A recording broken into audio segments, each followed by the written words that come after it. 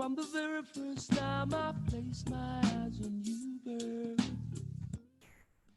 my heart said follow. Hey.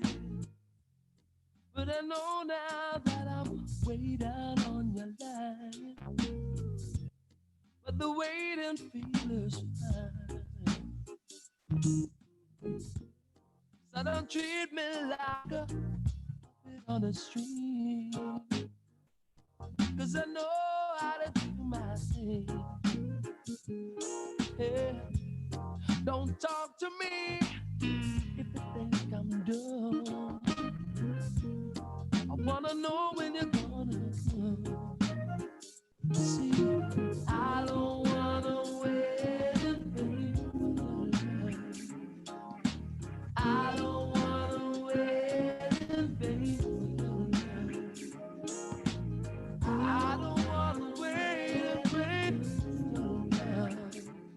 'Cause if summer is here and I'm still waiting there, winter is here and now I'm still waiting there.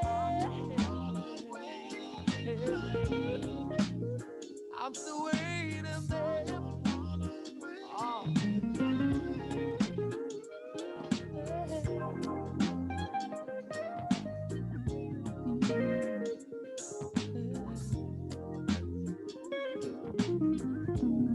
Like I say,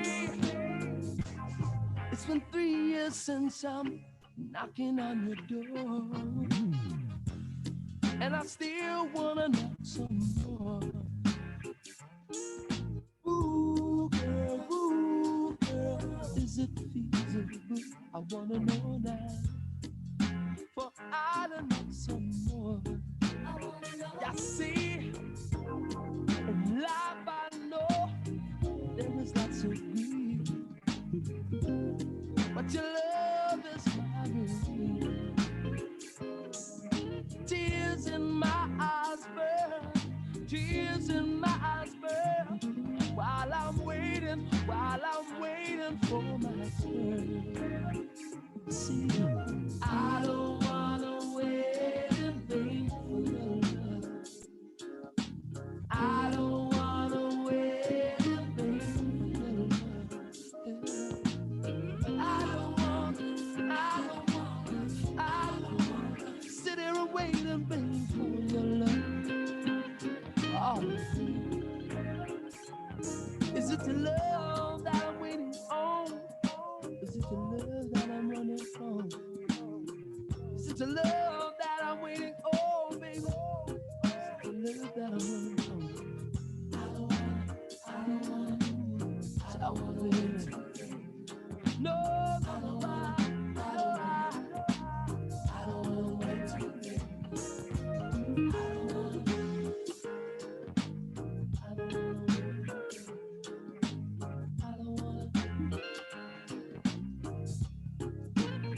My love. No, I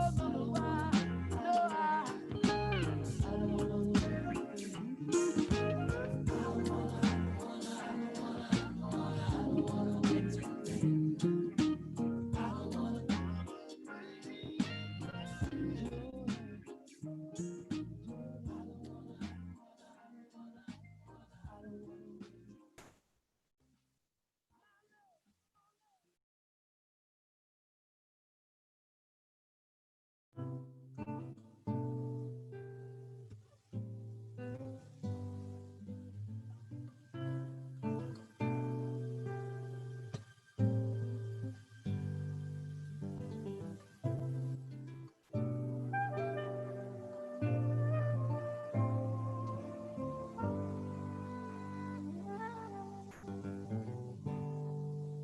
turn your lights down low.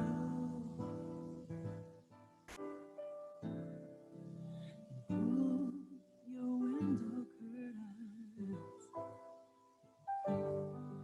Oh, let your moon come shining into our life again. Saying, ooh, it's been a long time. Kept this message for your love. Oh, yeah. But it seems I was never on time. Still I wanna get through to you, boy, on time, on time. I wanna give you some love. Wanna give you some good, good loving. Oh, I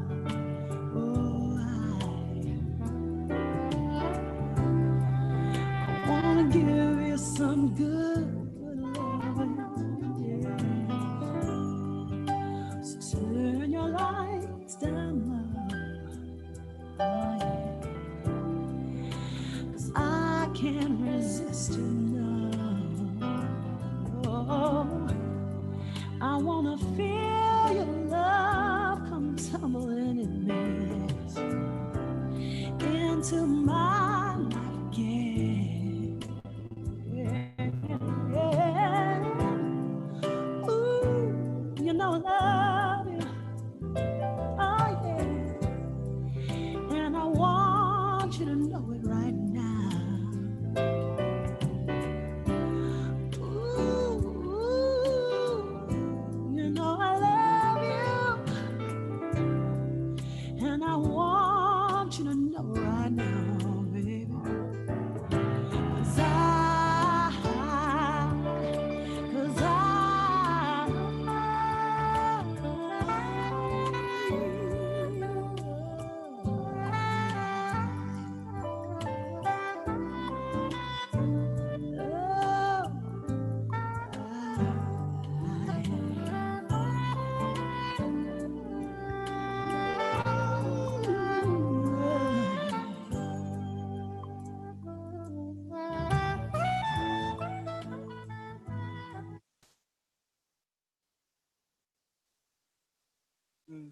Everyone, may we rise to receive the Vice Chancellor's procession. Thank you.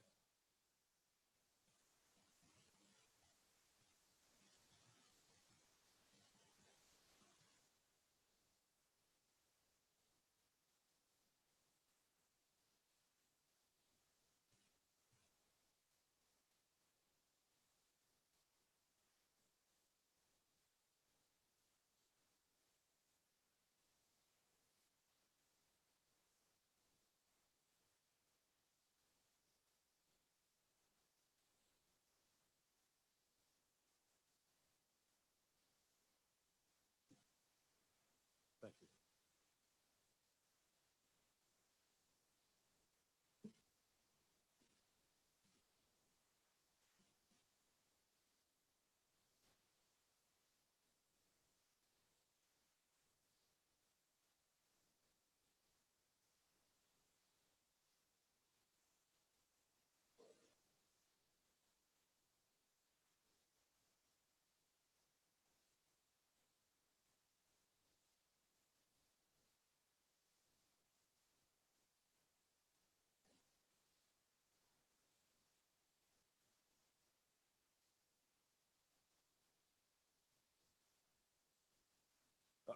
Good morning again. A very warm welcome to the 60th Founders Day lecture of the University of Nigeria, one of the high points of the Diamond Jubilee celebration of the University of Nigeria.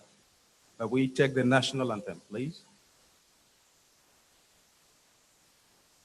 May I request that we do not try to sing along? Thank you very much.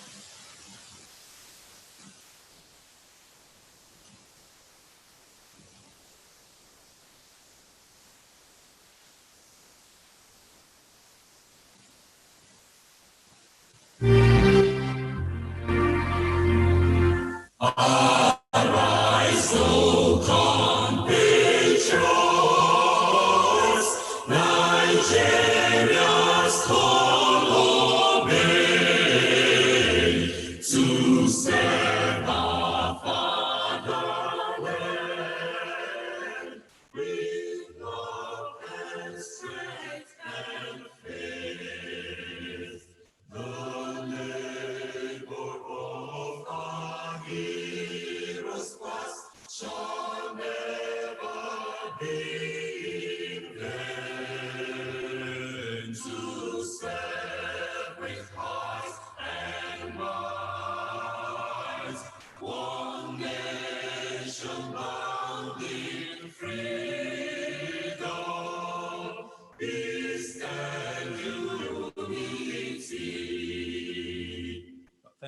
very much. While we're still standing, can we take the University of Nigeria song? Again, may we try not to sing along. Thank you.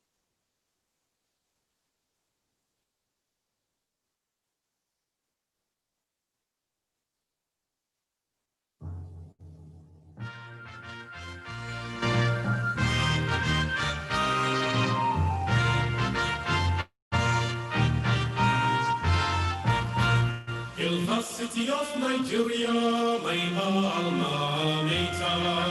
Hail and rejoice for the sake of truth. Where young men and women do seek for knowledge. Hail and rejoice for the sake of knowledge. Where the nation's potentials do brood in the nest. Hail and rejoice for her noble ideas. University poets sail on and dreams come true. Hail and rejoice for the giants highways. My alma mater, noble are thy moves and thy ideals, and great art thou in science and in arts, in all the realms of learning thou art awesome mind. University of Nigeria, my alma mater. Hail and rejoice for her lofty plans. Their verses exciting and soft green fields. Hail and rejoice for her beauty's sake. University of her glory, the pride of her land. Hail and rejoice, for her light will shine. University poets sail on and dreams come true. Hail and rejoice, for the giants highways. My alma mater, noble are thy moves and thy ideals, and great art thou in science and in arts, in all the realms of learning thou art awesome mind. My alma mater, noble are thy moves and thy ideals, and great art thou in science and in arts, in all the realms of learning thou art awesome.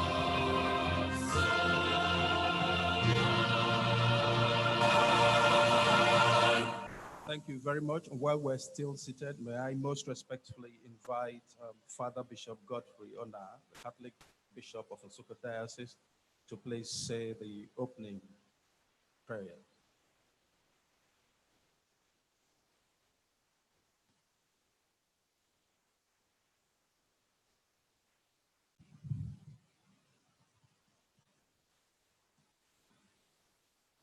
In the name of the Father, and of the Son, and of the Holy Spirit. Amen. Almighty God and Father, we thank you for the gift of this day. We thank you for the gift of this institution and all those who have been associated with it, past and present. You are the truth and the source of all knowledge. As we participate in your truth, we ask you to enlighten our minds so that we may understand the truth about you, about the world, and about ourselves. We ask you to form our consciences with the truth so that our lives may reflect your design for your children and that our society may be better.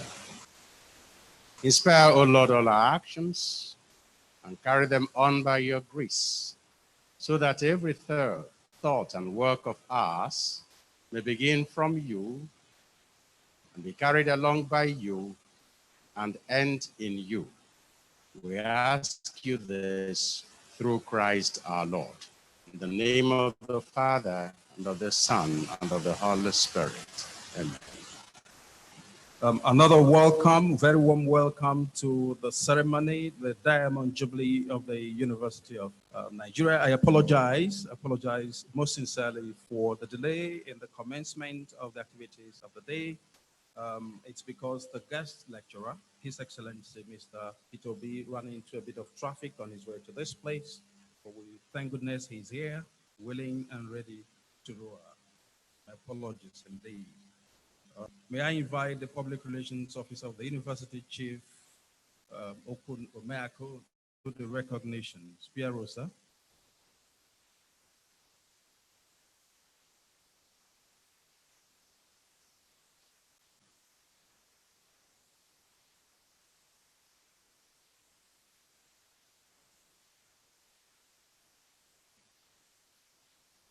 Good morning, distinguished ladies and gentlemen. Chairman, Senior Ceremonies Committee, Professor Wanguma. I really apologize for the late takeoff, and I add a lot of weight in support of that apology. Duly, we want to recognize some persons in this hall for the virtual and semi-virtual presentation. At the apex is the 15th Vice Chancellor of this university, who in turn is the first homegrown graduate of this university to occupy the Vice Chancellor seat. May we appreciate Professor Charles Arinzechukwu Igwe, Vice Chancellor. He's also accompanied by his very amiable wife, Dr. Mrs. Ngozi Igwe. I want to recognize in the same vein the Deputy Vice Chancellor Administration, Professor Patrick Okpoko, and also the Deputy Vice Chancellor Academic, Professor Johnson Rama. We acknowledge also the registrar with us, Dr. Chris Ibukwe, and the bossa of the university, Dr. Jude Ede. In the same vein, the acting librarian of this Citadel of Learning, Dr. Michael Okoye. We want to recognize in a special way our special guest of honor, the wife of the first president of the Federal Republic of Nigeria, Professor Uche Azikiwe.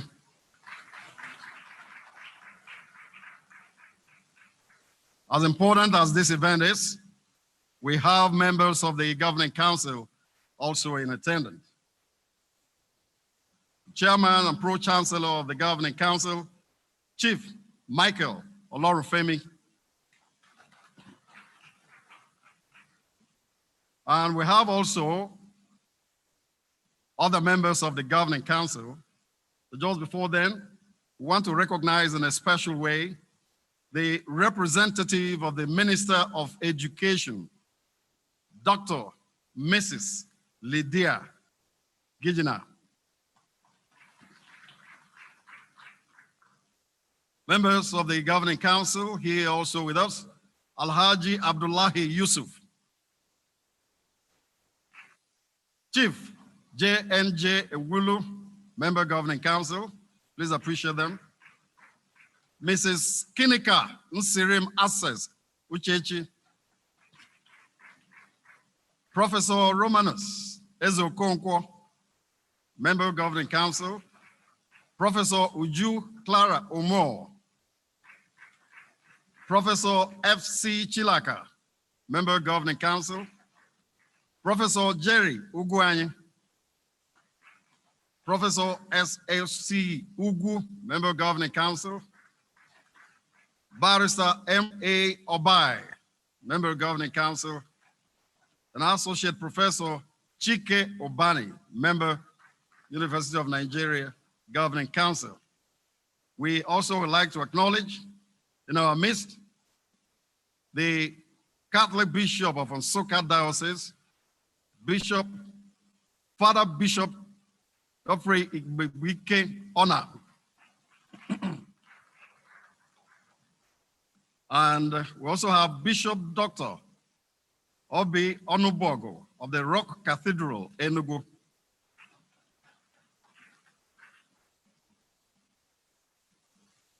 We have the Dean of the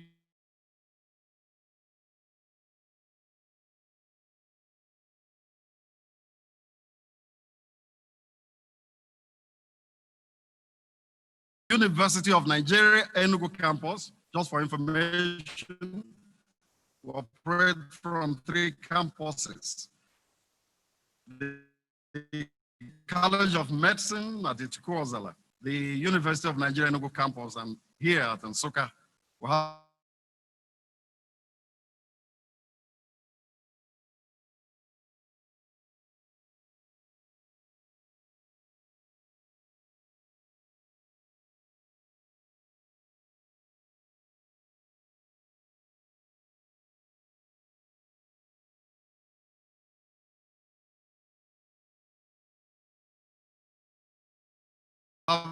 the Dean of Law representing the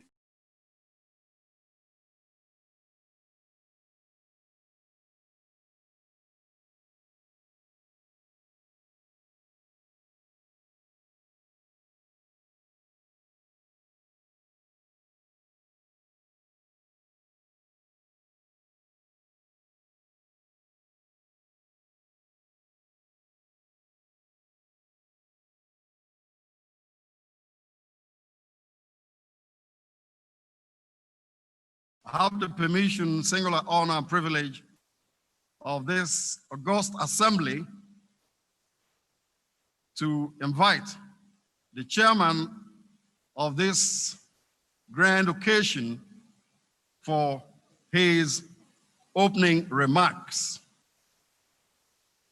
He is functioning as the chairman of the Federal Emergency Road Maintenance Agency, FEMA, and was also the former deputy governor of the Central Bank of Nigeria.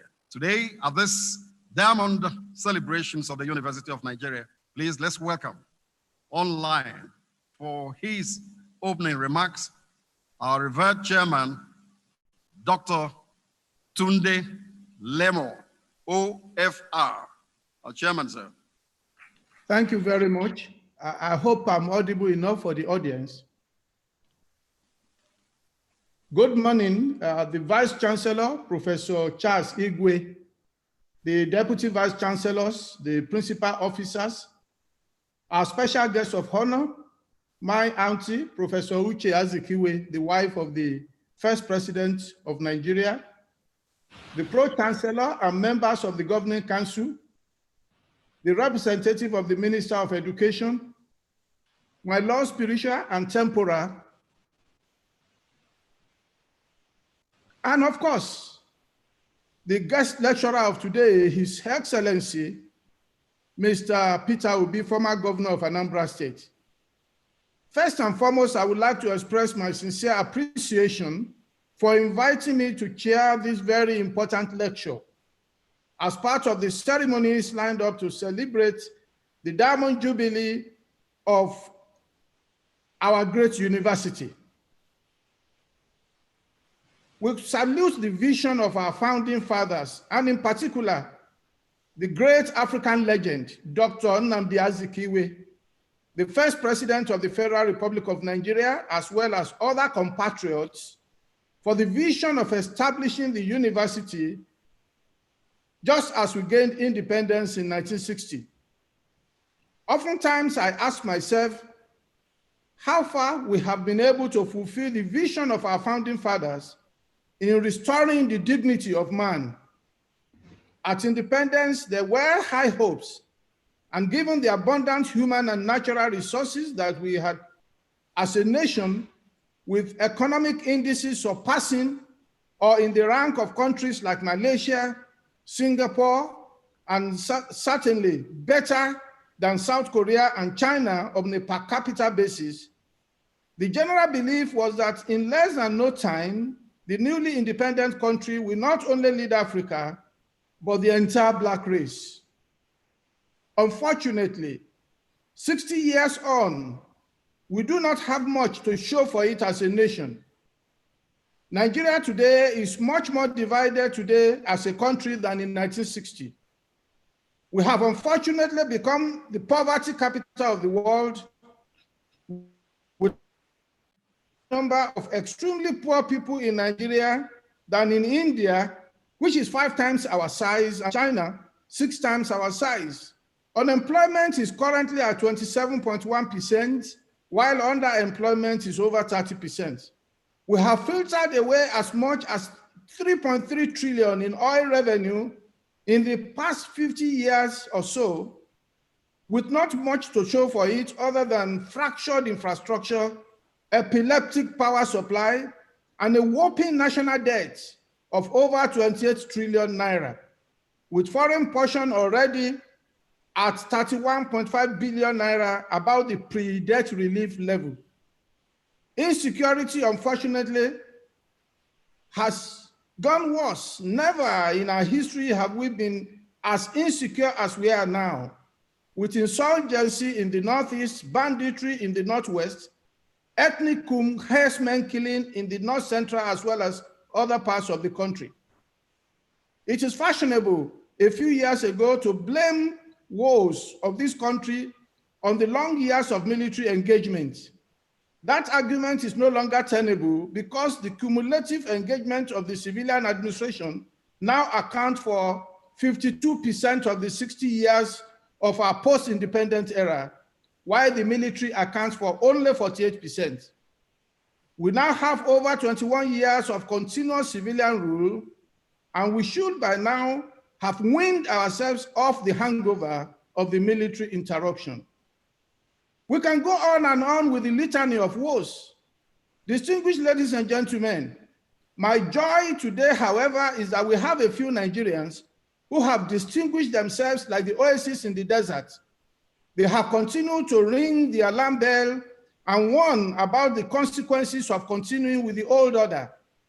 They are like the proverbial elders, according to an Igbo proverb, who have continued to tell us that the vulture is not to be eaten.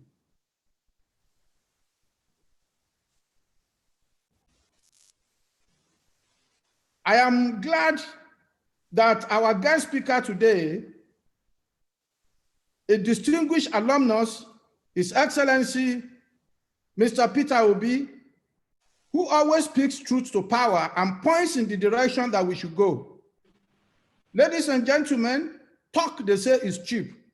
I listen more to Dr. Peter Obi because he has walked his talk, and his 8 years sojourn as Chief Executive of Anambra State, he has left legacies that are very clear for all to see, thereby raising the governance bar, especially in financial prudence, responsible leadership, community development, and security of lives and property.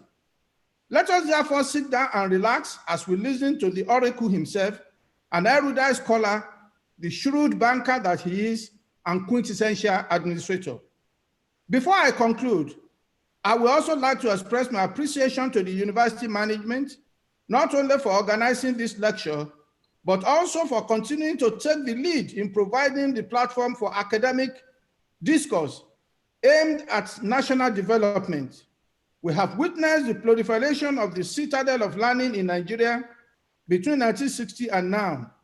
We now have over 170 universities, but UNN will continue its leadership role, given who we are and the values that separate us from the rest of the pack. I am also very happy that the university is using this occasion of the Diamond Jubilee to call attention to the dilapidated infrastructure in the university. I was very happy to read in the Vice Chancellor's press statement that the university, I was very unhappy rather, to read in the VC's press statement that the university does not have a befitting Senate building. the power supply challenges, and requires additional investment in ICT infrastructure. Thank God the guest lecturer today has undertaken to lead the fundraising campaign and address this. By the grace of God, we all shall work with him to achieve this objective.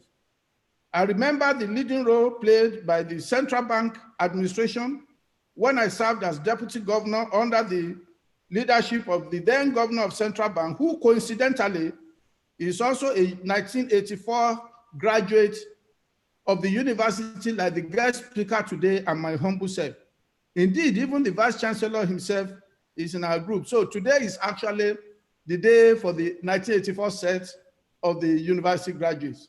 I'm pleased that by the grace of God, our Central Bank that has played that pivotal role will continue to do more. Distinguished ladies and gentlemen, our Vice Chancellor, guest lecturer, I thank you for listening, and I believe we will have a very engaging discussion. Thank you, and God bless you.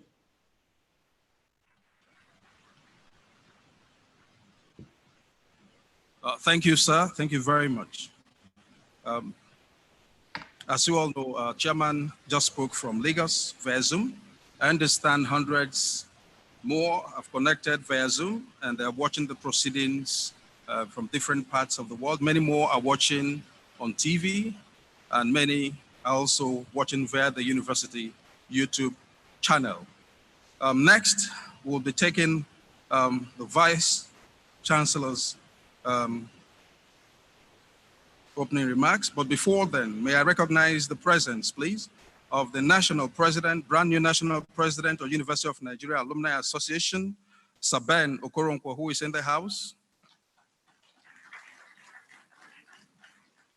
May I also quickly recognize the presence of a very good friend of the university, Dr. Amechi Ofomata, Chairman of AMECOM.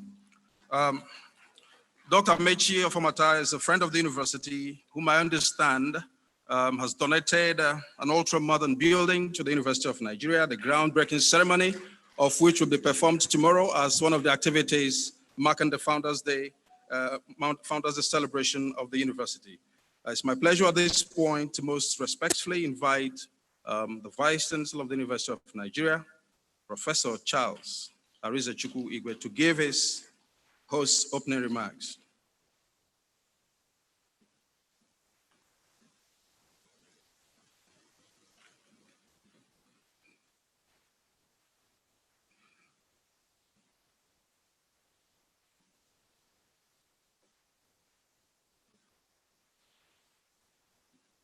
The chairman of today's occasion, Dr. Tunde Lemo, OFR, former Deputy Governor of the Central Bank of Nigeria, the Founders Day lecturer, in the person of His Excellency, Mr. Peter Obi, former Governor of Anambra State of Nigeria, Chairman of the Governing Council of the University of Nigeria, Chief Michael Olorunfemi, distinguished members of the Governing Council, principal officers of the University of Nigeria, the wife of the founding father of this university, Emeritus Professor Uche Azikiwe, MFR, Provost of the College of Medicine, my lords, deans of faculty, directors of institutes and centers, my lord spiritual and temporal, other staff of the University of Nigeria here present, the president of Alumni Association in the person of Chief Ben Okoronkwo, gentlemen of the press, lions and lionesses, ladies and gentlemen. I am pleased to welcome you to this very special Founders Day lecture of the University of Nigeria. It is special in the sense that we are celebrating a milestone, the 60th anniversary and the Diamond Jubilee of the university. May I first acknowledge the presence of the Pro-Chancellor of the university, Chief Michael Olorunfemi. In actual fact, the Pro-Chancellor is playing host with me. I have reserved the warmest welcome for our 60th anniversary lecture, His Excellency Mr. Peter Obi, and the chairman of the lecture, Dr. Tunde Lemo, OFR, who has connected virtually in the past few minutes. You heard him speaking from Lagos. We thank modern technology. I welcome also the wife of our founder, Emeritus Professor Uche Azikiwe, MFR, who is the special guest of today's ceremony. I call her Weleres.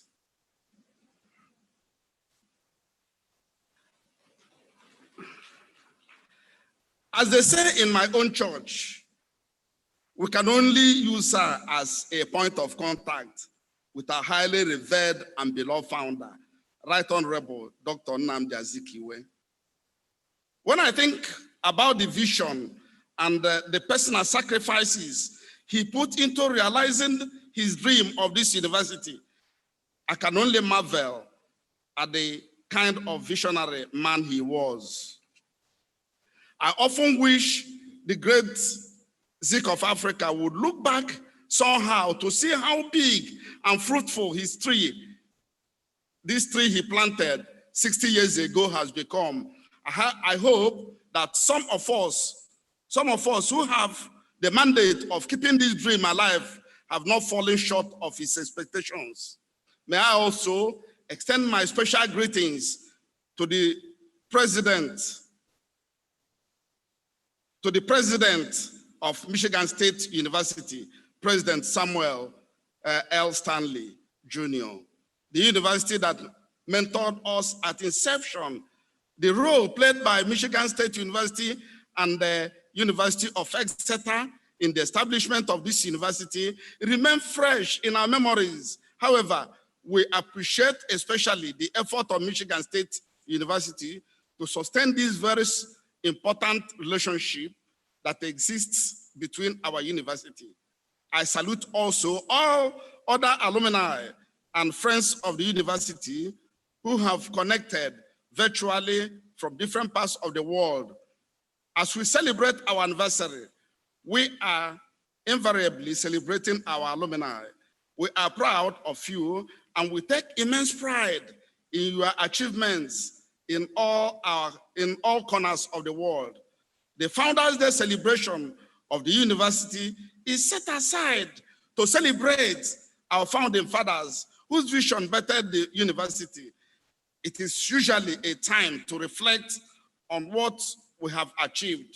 It is also an opportunity to strategize on how to deal with present and future challenges. At 60, I believe we have a lot to celebrate and so much more to be happy and proud about. We also have a mountain of challenges to surmount as we seek to keep pace with our peers and meet the expectations of a 21st century learning institution. The most daunting of these is the challenge of infrastructural shortfall, which I enumerated at the press briefing which I gave on Monday, October 5th, 2020. Our infrastructural needs include additional spaces to serve as classrooms, laboratories, theaters, and hostels. We also need to make huge investment to improve the state of roads and other municipal infrastructure, including power generation and distribution. We also need additional investment in ICT infrastructure to be able to mount effective online classes as we seek to decongest our classrooms in response to the COVID-19 pandemic. These challenges have informed the decision of my administration to use the opportunity of our Diamond Jubilee to mount a capital campaign. I am pleased to announce to the House that our 60th anniversary lecturer, His Excellency Mr. Peter Obi, has accepted to flag off and personally get involved in driving this all-important capital campaign on our behalf. On our own part, we assure him of all the support he will need in terms of identifying and tracing our alumni and friends all over the world. Thus, all hands must be on deck. I appeal to heads of department, deans of faculty, director of advancement center, and the alumni relations officer to sit up and make this drive a success. It is my hope that election conducted over the weekend by the governing council of the university will signal the end of the conflict that has bedeviled the Alumni Association for years. There is no doubt that University of Nigeria Alumni Association has underperformed when compared to their peers. Thus, we all look forward to a new narrative from this very important stakeholder called the University of Nigeria Alumni Association. May I conclude by thanking the guest lecturer, the chairman, and the special guest of honor for accepting to play these important roles at today's function. I also thank all other guests who have responded to our invitation, including those that have joined via Zoom. I wish everyone a very interesting experience. Thank you, Professor Charles Arize Chukwuigwe, Vice Chancellor.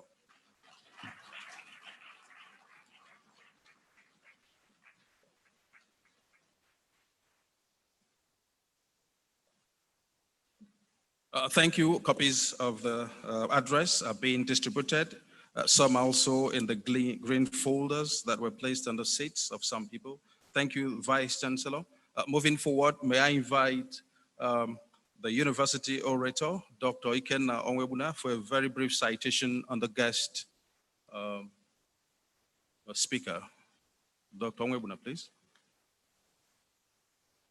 Okay, Ikenna, you may have to wait until the guest speaker returns from. Thank you.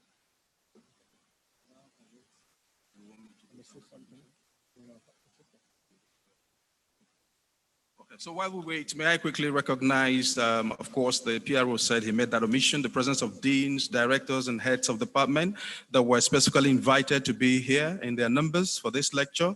Of course, because of the physical distancing regulations, we couldn't have many more people in the hall, but I'm glad that a good number of staff, students, alumni, friends of the university are watching virtually, and many more, like I said, are watching on TV, because this is being covered live on AIT. The guest speaker is back in the hall. May we take a brief citation on the guest speaker. Dr. Onwebuna, please. Thank you. The Vice Chancellor, sir. Distinguished guests of the University of Nigeria, permit me to rest on protocol already established. Today, the number 84 is appearing 3 times in the 60th Founders Day anniversary of the University of Nigeria. Numerologically, 84 represents 8 stands for balance, and 4 for organization, and 3, the tripod, for stability, and 84 is featuring 3 times today. The Vice Chancellor is of the 84 class, the Chairman is of the 84 class, and the guest lecturer also of the 84 class of the University of Nigeria Nsukka. And they form the tripod upon which the 60th Founders Day anniversary is standing on. His Excellency, Mr. Peter Obi, Commander of the Order of the Niger, is our 60th Founders Day lecturer of the University of Nigeria. A native of Agolo, an Ocha local government area of Anambra State, Nigeria, born on July 19, 1961, graduate of the University of Nigeria, Lagos Business School, Nigeria, Harvard Business School, Boston, United States of America, London School of Economics, Columbia Business School, New York, USA, Institute for Management Development, Switzerland, Kellogg Graduate School of Management, USA, Oxford University, and Cambridge University. His Excellency, Mr. Peter Obi, CON, the 60th Founders Day lecturer of the University of Nigeria, was Vice President attempted of the Federal Republic of Nigeria. A two-tenure executive governor of Anambra State, an honorary special advisor to the President on Finance, a member, Presidential Economic Management Team, a vice chairman, Nigeria Governors Forum, a chairman, Southeast Governors Forum, and a chairman, Board of Securities and Exchange Commission, all in politics. Walking his talk that only a man who has created wealth can manage wealth, His Excellency Peter Obi has excelled as chairman, Fidelity Bank PLC, chairman, Guardian Express Mortgage Bank Limited, chairman, Future Views Securities Limited, chairman, Paymaster Nigeria PLC, chairman, Next International Nigeria Limited, director, Guardian Express Bank PLC, director, Charms Nigeria PLC, director, Emerging Capital Limited, and director, Card Center PLC. Okwute Ndi-Igbo, as he is fondly held, has been profusely decorated with prestigious meritorious awards, too numerous to be enumerated. Persistently, this man, Peter, has poignantly projected the letter P to a perfect podium of prominence. He is a philosopher, starting with the letter P. He is prudent, founded on P. He is perspicacious. He is parsimonious. He is patient. He is peaceful. He is polished. He is pleasant. He is passionate. He is patriotic. He is pragmatic. He is practical. He is prayerful. He is a pace-setter. He is a compassionate parent. His Excellency, Mr. Peter Obi, has convincingly proved himself an entrepreneur extraordinaire, a financial pathfinder, versatile manager of men and means, a tireless innovator, a relentless industrialist, a compassionate philanthropist, an exceptional business administrator, and honest gentleman. To present the 60th Founders Day lecture of the University of Nigeria, I present to you, ladies and gentlemen, His Excellency, Mr. Peter Gregory Obi.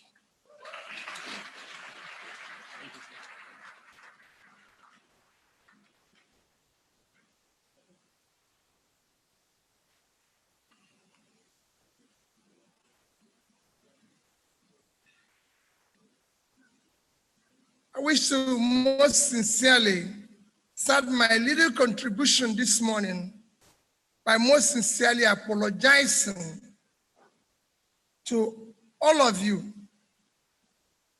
that I arrived in Nsukka today late. I'm sincerely very sorry. I left Onitsha exactly at 7 a.m. and I was convinced that 3 hours would get me to Nsukka, but I was wrong. It took me 4 hours plus. So I apologize for that. I wish to sincerely start this morning by thanking the chairman and members of the governing council of this university, the vice chancellor and management of the university, the organizers of this event, recognizing our dear mother in the house, because when you say the wife of the founder, I would say the founder is here with us, because if he's not here, two of them are one. So the founder is here. Recognizing the bishop, my lords that are here, and all the great people that are here, before I go to my own dear brother, the chairman of this occasion, Tunde Lemo. Tunde is my brother. Chairman, I thank you. I would do a special recognition this morning because I'm going to recognize Professor Mwala, Professor Zorim Mwala. He is special to me, being my lecturer in 1980. I met him when I came into this university in 1980, and we remained together till today. Whenever he calls me and people say to me, the way you answer this man, I said, he's my father, he's my lecturer.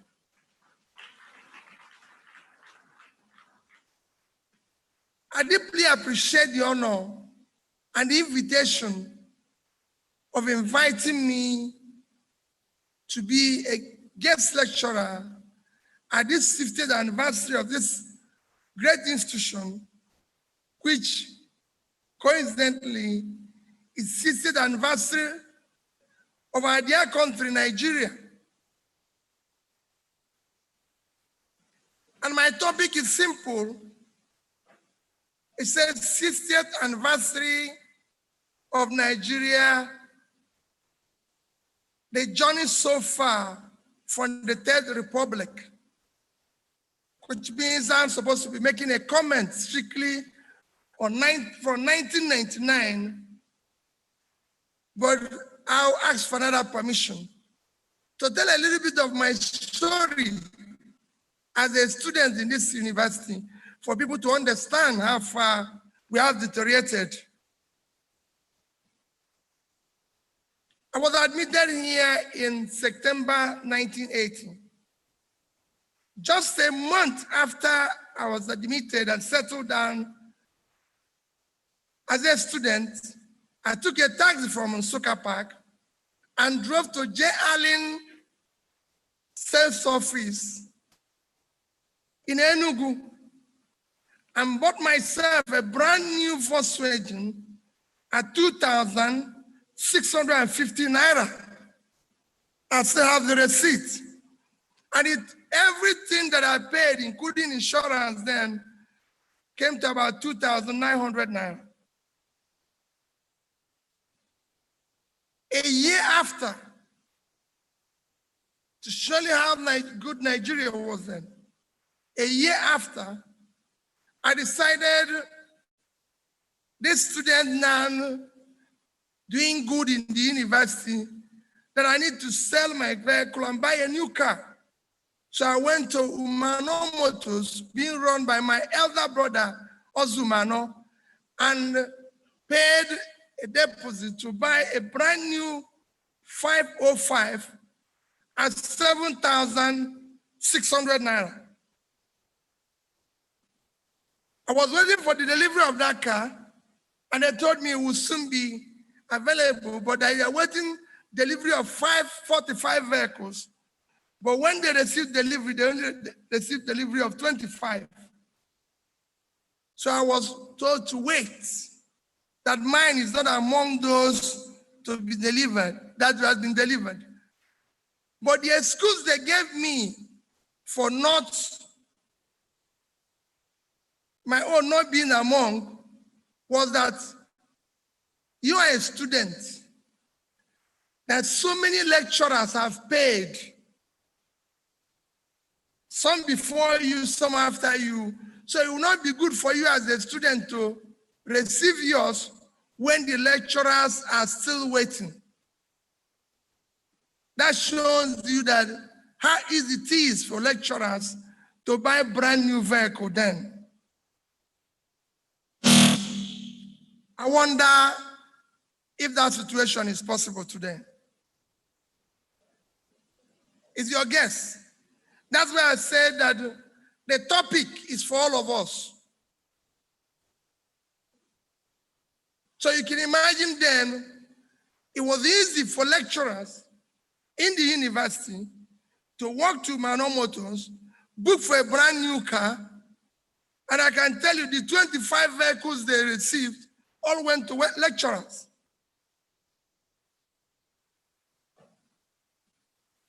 Today, you probably have to save for your life for the rest of your lecturing year to be able to do that if you're paid, if you're not delayed, if you actually get the pay, receive the salary.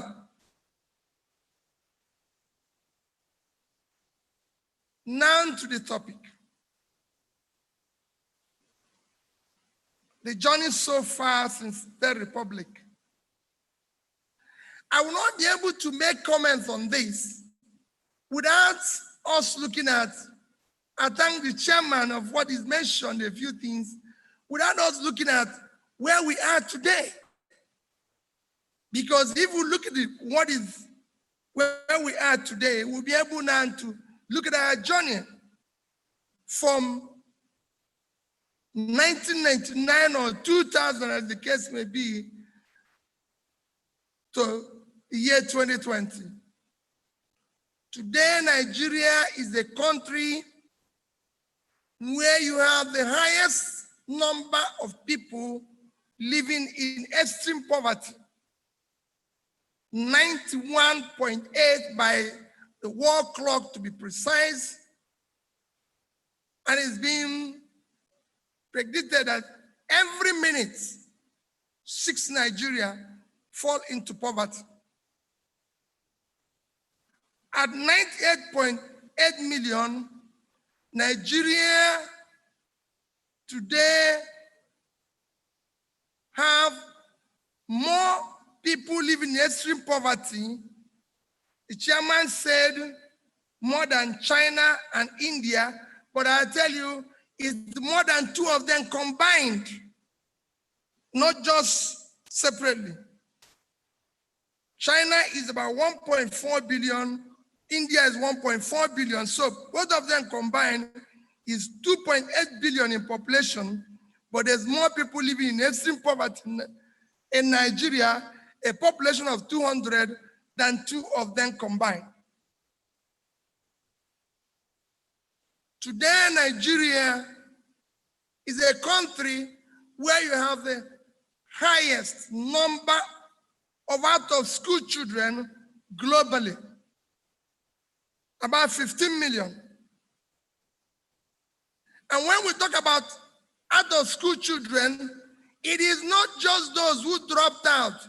75% of this number had never stepped into school for one day. So it is, when you talk about out-of-school children, it's not just dropout, but never had opportunity of going to school, and that number is growing. Just less than a month ago, UNICEF released the under 5 mortality rate. Again, Nigeria clinched #1, where you have a country with the highest under 5-year mortality. This came actually 2 years ahead of World Bank prediction. So we moved fast.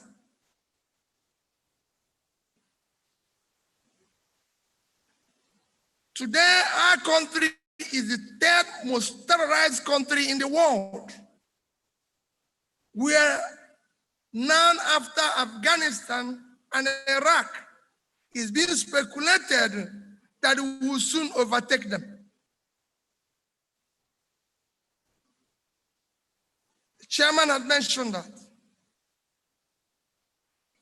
In competitive index, we move from 124 to 127. In stress index, we've moved to become 148 out of 150. In fact, it's been speculated that Nigeria now, from Bloomberg, is the most stressful country to live in.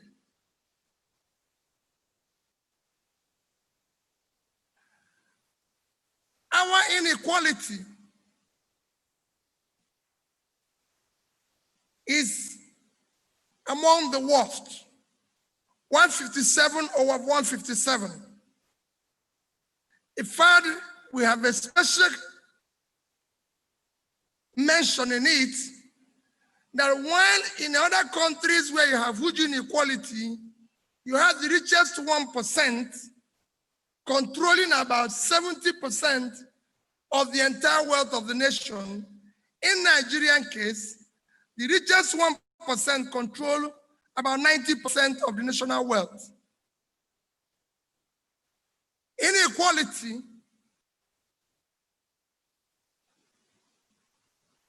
contributes and impacts negatively on health, on education, and the economy. And it's not something you can say is unavoidable, or that government is incapable of fighting it. But often in a country like Nigeria, government is actually the biggest contributor to sustaining the inequality.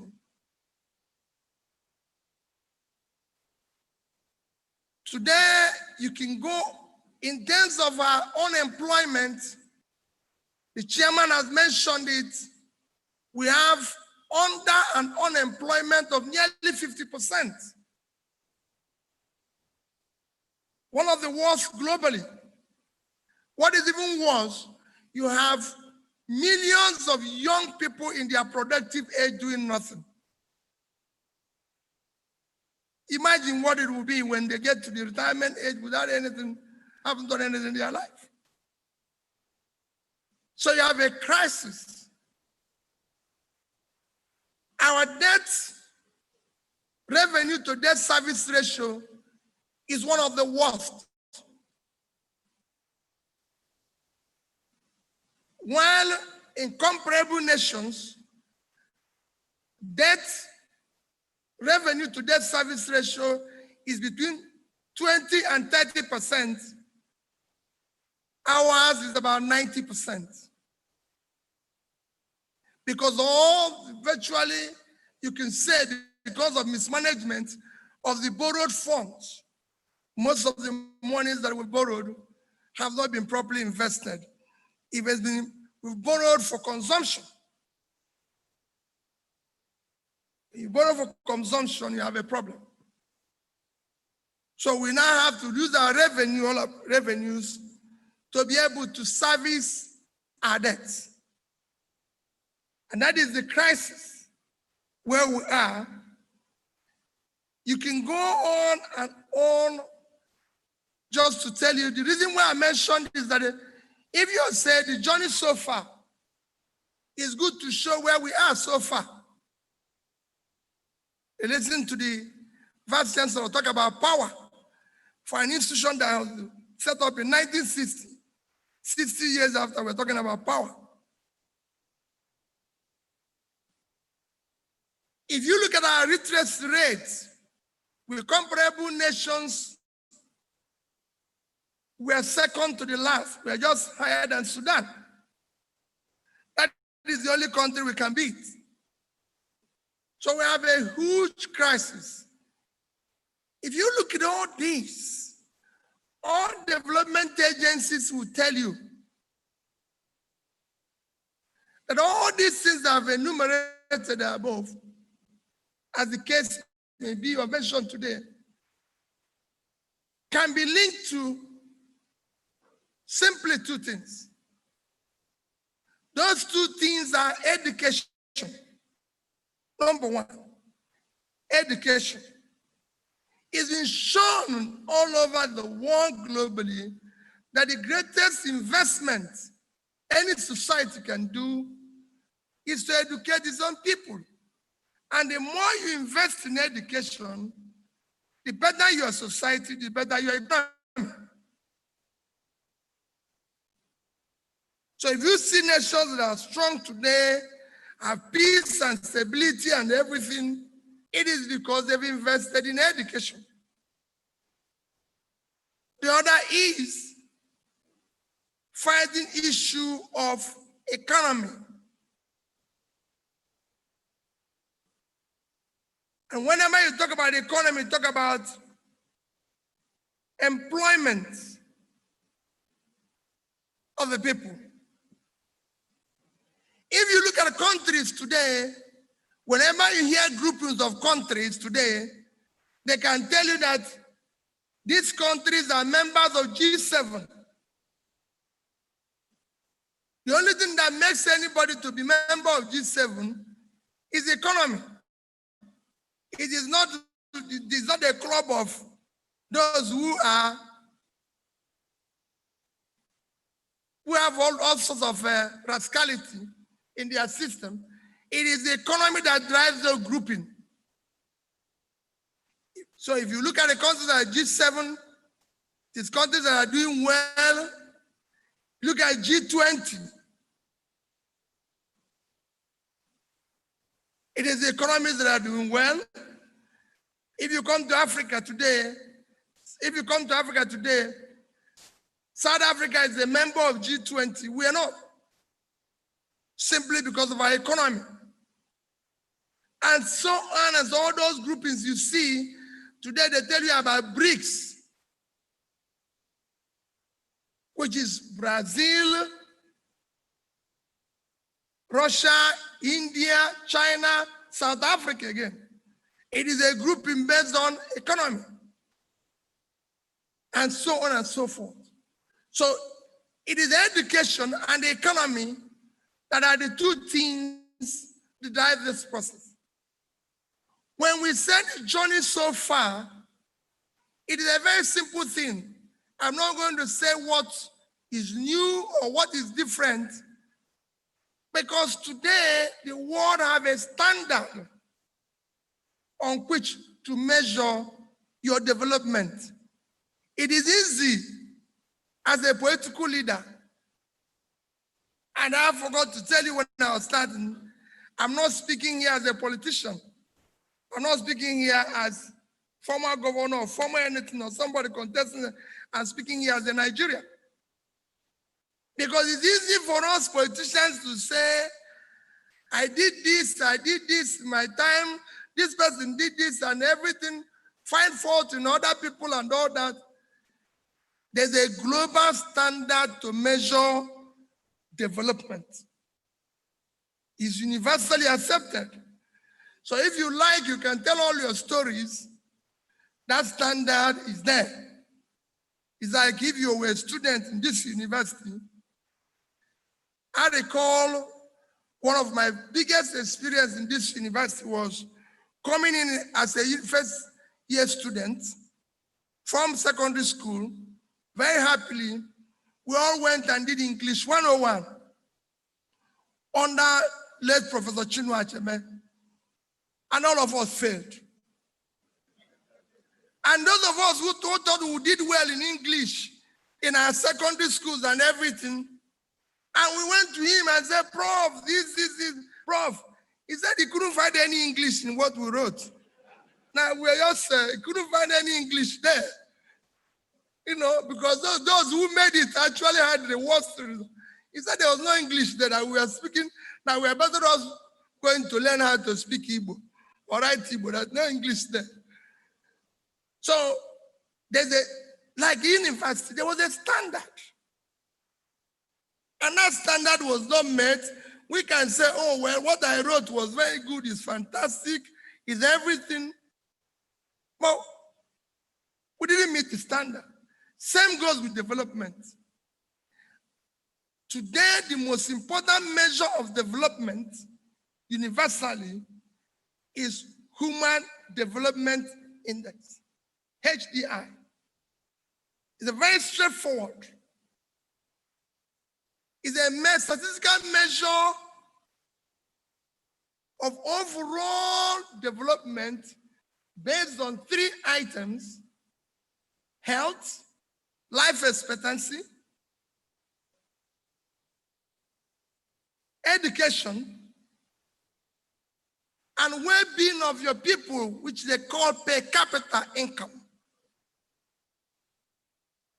These 3 items is what you cumulatively put under HDI.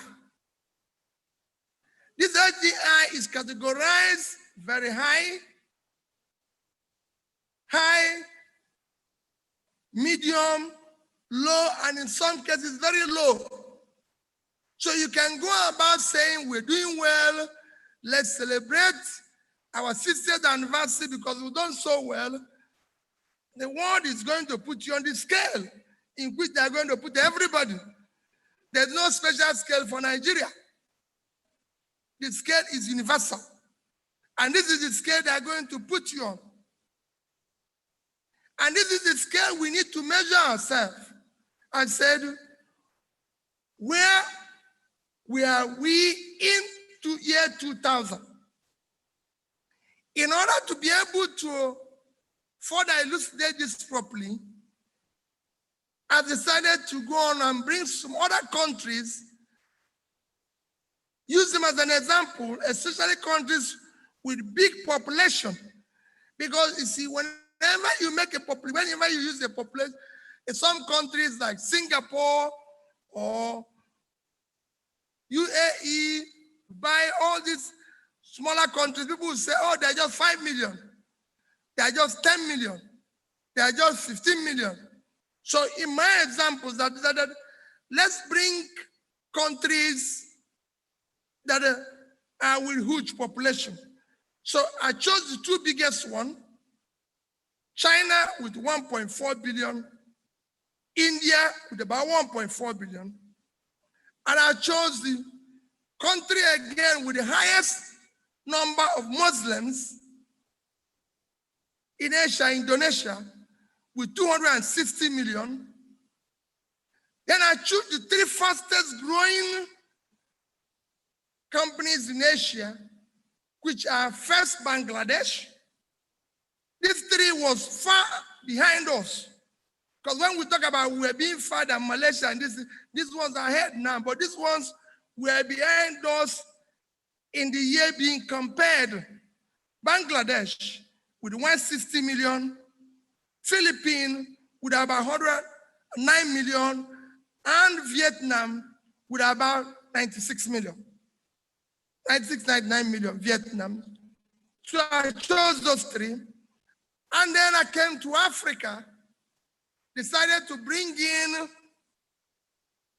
the second biggest economy, South Africa, the third biggest economy, Egypt, and the fastest growing economy, Ethiopia. South Africa is 55 million in population. Egypt is about 99, and Ethiopia is 109. And I came to West Africa. I said, let me bring in Ghana because it's the second biggest economy in West Africa. That is important to compare these three nations, all these nations that we're dealing with now, especially the ones in Asia, because most of them were better than they are. In the year 2000, when we started this journey, in terms of the overall measure of HDI, China was medium. Then, India is low. Indonesia was medium. Philippines was medium. Bangladesh, Vietnam, Nigeria, every other country, apart from South Africa, Ghana, all these are low. In terms of that measurement, they were low countries. Some of them, like I said, were doing better than Bangladesh, we're doing better than Vietnam. So they were all in that overall measure, what was qualified as low. In terms of their literacy rate, we are comparable with them in terms of education. Life expectancy, we're comparable. Today, these countries, China high. India have moved from low to medium. Indonesia have moved from medium to high. Philippines have moved from medium to high. Bangladesh have moved from low to medium. Ghana have moved from low to medium. Of all these countries, only 2 remain in low: Nigeria and Ethiopia. But it will shock you to know that even in that low, Ethiopia had done far better than Nigeria. I'll show that more where we do. While Ethiopia has had about 60% growth in that direction, Nigeria is below 30. It remained low. So that is the journey so far in the overall measurement of HDI in the past 20 years. If you break it down individually to life expectancy and everything, which is the first one, while you can compare Nigeria with all these countries, today life expectancy in China is 76 years. In India, it is 70. Indonesia, Vietnam are all above 70. In Africa, where you have the 2 lowest that you can compare with, the 2 lowest are Ghana and Ethiopia. Both of them, in terms of life expectancy, Ghana and Ethiopia are 65 and 64. Nigeria life expectancy is 54. So we're actually 10 years below the lowest, which in this country is being compared, which is Ethiopia. Universally, the standard is 75. So we are 21 years below the standard. And compared with Ethiopia, and even trust you to know that we have lower life expectancy than Syria, Afghanistan, and every other war-torn area. Because of our non-investment in health. In education, the case is a similar case. The literacy rate in China is above 90. Vietnam, all these countries that I mentioned are far above Nigeria. Ghana, everybody, far above Nigeria. Ours is 59%.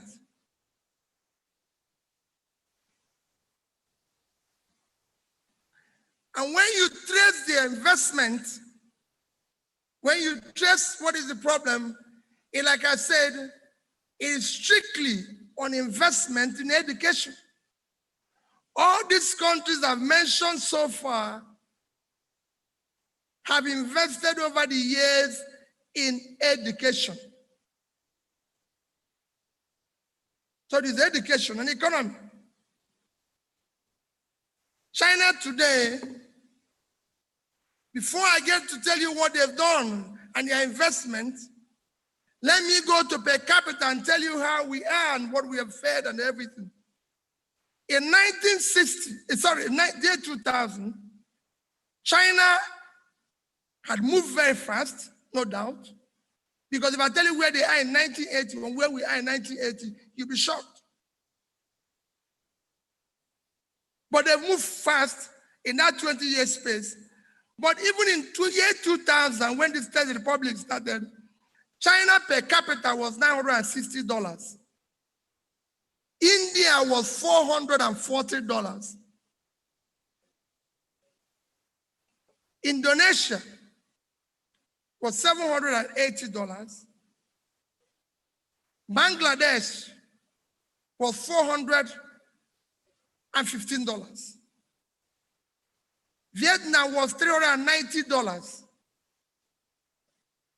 Ghana was $255. Ethiopia is $125. And Nigeria was $570, call it $600. So apart from China and somehow India, we were better than the other countries in terms of per capita. By the year 2005, our per capita have moved, it's the fastest movement we've done, have moved from $570 to $1,270. At that time, Indonesia, I don't want to leave India, I want to leave China because China was still ahead of us. They moved to about 1,750. India had just been able to achieve $715 as at the time we were at 1,270. Indonesia was 1,260. Philippines was 1,100. Ghana had just moved from 255 to about 400 and something. Of course, Ethiopia had just moved from 125 to 150. Bangladesh was at 400. At that time, we were 1,270. So Bangladesh was, we were 3 times Bangladesh by 2005. And that's how we were positioned. Everything. Nigeria was doing well and competing with all this. Today is a different story. China have moved from $960 in year 2000 to 10,275 per capita today. India is at 2,315. Indonesia, that we were in 2005, we were at 1,270 and they were at 1,260, is now 4,150. Philippines is at 3,450. Bangladesh, that was 400 when we were 1,270, is now 2,050. Of course, Ghana, our next door neighbor, who was at the beginning in 2000, less than 50% of us, is now $2,250 per capita. And Ethiopia have moved from $125 to now $1,050, while Nigeria is now at 2,000. So Bangladesh, that was with just a third of us, have now passed us.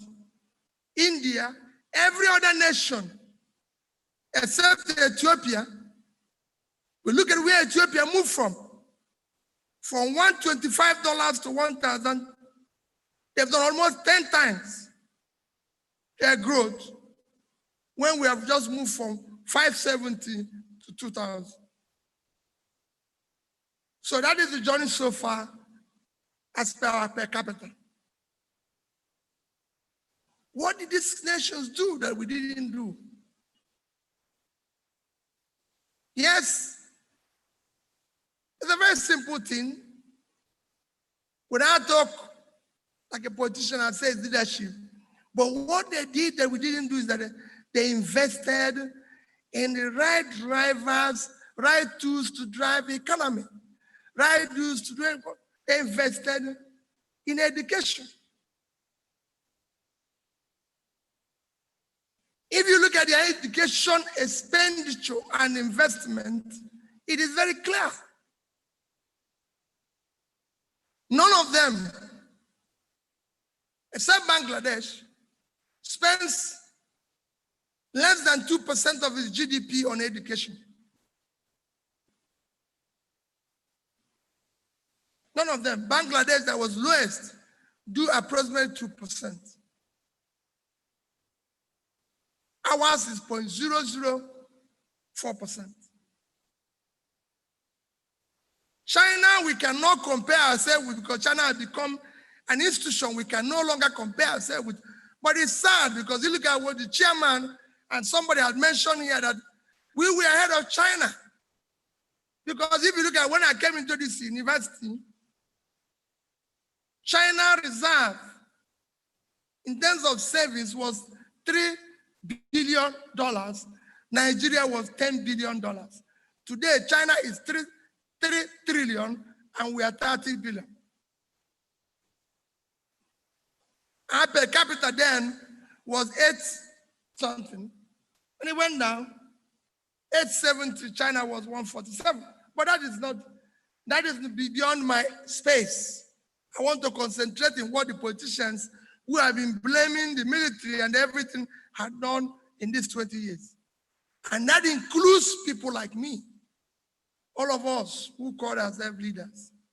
So we can see that the only time we had a huge growth is 2000, 2005, of 2010, and we've done a sliding. So if you look at all this, China has become too big. China today spends 4% of its GDP on education. Of course, China has grown from a GDP of 1 trillion in 2000 to 14 trillion today. So you're looking at 4% of that is about $550 billion. That is a huge amount of money, far bigger than our GDP to spend. India spends about 3% of its GDP on education. This year's expenditure this year is $106 billion. That's what India puts on education. The GDP of 3 trillion. Indonesia, again, I keep organizing Indonesia with us because we have 200, they are 260, and they have the highest amount of Muslims living in any country. Because at times we give us of excuse, either religion or this or that. Indonesia spends about 4%, 3 to 4% of its GDP on education. The budget this year on education is $45 billion. Indonesia is a population of 260, a GDP of $1,125 billion. And they spend 45 billion. Again, country like Vietnam,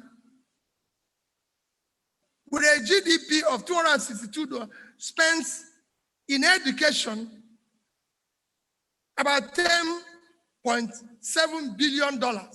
Again, about 3% of the GDP. Bangladesh spends about 2. They have a population, a GDP of $350 billion. They spend $7 billion. You can go on in Philippines, it's the same case, about 4%.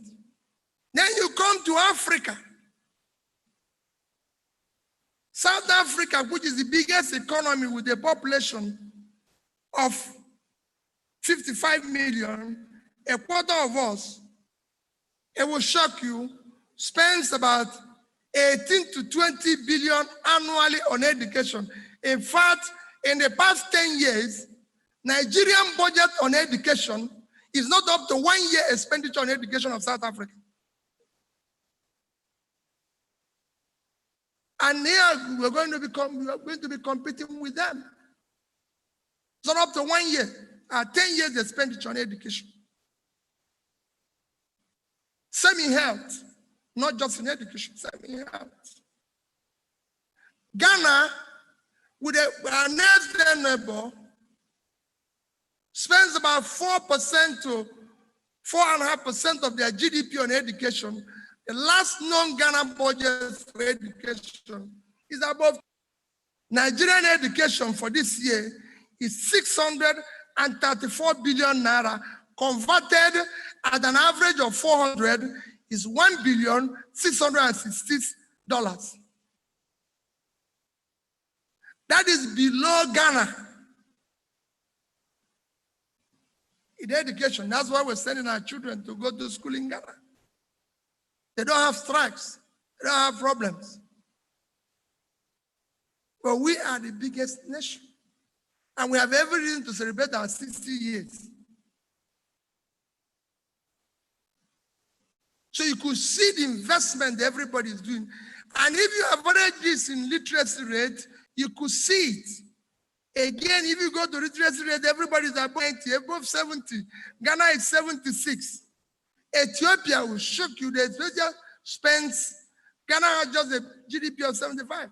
Ethiopia spends 4.something% of their GDP on education. Today, you could see education, things getting better in Ethiopia. Everybody wants to fly Ethiopian Airlines. It will shock you that they came here to learn how to learn from Nigerian Airways how to operate aviation industry. Today, they have over 100 planes making profit. What did they do? They invested in education. It's a critical investment.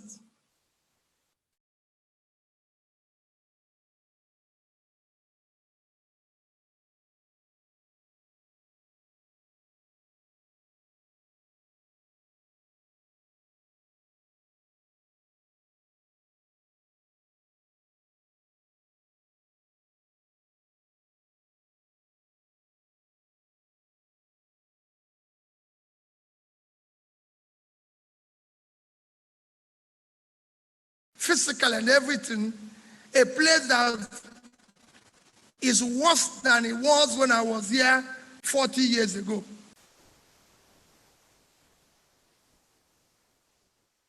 So this is where we are. For those who want to compare, people will tell you we have issues, like I said, I've shown you per capita to show how low we've moved and everything. Everybody will say, okay, how did we get here? What are we going to do? And everything. The strong realities on the economy is very simple. Studies all over the world have shown that the education and the economy, like I said, if you get your economy right, the more employment, the more disposable income, the more your people are empowered, then you'll be able to show the better your peace, security, and stability. All you see in Nigeria today, whether it's terrorism, stealing, kidnapping, and everything, they're concomitant with the economy. If you don't give children, if people are unemployed, they will employ themselves one way or the other. The first natural security is to keep people busy and give them job. If you don't give them job, they'll find job. Fortunately, we who are the leaders think, oh, maybe something will happen. Some others are in church praying, thinking that God offers job. Well, he does. But not where we are today. And why is this happening? Investment in job creation have been shown in all studies to be linked to micro, small, medium businesses. This is driver of economy everywhere in the world. It is not a rocket science. It's happening in every country of the world. And it's a very simple thing. All the big companies you see all over the world today were small companies of yesterday. In China, it will shock you. All the big companies you're hearing in China were small companies yesterday that the system has invested in, the system has supported. They are the ones that turn to become big corporations today.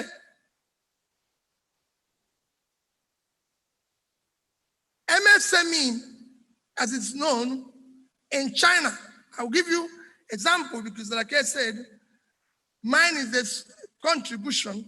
I know they've said the guest lecture, but I'm not lecturing, I'm contributing because you have professors here whose job is to lecture. I'm just a trader who happen to find myself around it. So mine is just a contribution, is that MSME in China, today, if you look at the companies in China, 95% of the companies in China today are micro, small, medium enterprises. 95%. This 95% of MSMEs will tell you contribute 65% of their GDP, about the same percentage in their productive capacity, about the same percent in their export products. They contribute about 60% in employment. In fact, in urban employment, it's about 80%. And they contribute 50% of the taxes. So if you look at China today, China with a population of about 1.4 billion, and you have about 60% of the people employed, you're looking at about 800 to 840 million employed. And MSME is employing about 500 and something million of this population of employed people, MSME. In urban areas, the percentage is about 80. So if it's a speculated that 500 million people are employed in urban area, so micro, small, medium business is employing 480. That's what they're doing in China. Again, this is the biggest and fastest growing economy in the world today. If you look at those, the fastest growing one, again, in Asia, what you can call, you look at something like Indonesia.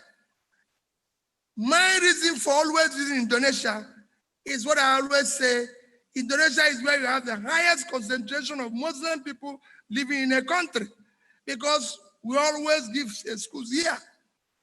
99% of the companies in Indonesia, 99% is micro, small, medium enterprises. Of this 99, Indonesia is 260 million. About 150 million is employed, 60% of the population. And 90%, 145 million, are employed by micro, small, and medium businesses. So while in China, the population, you can look at what they said before, that in China, this group produces 60% or thereabout their economy.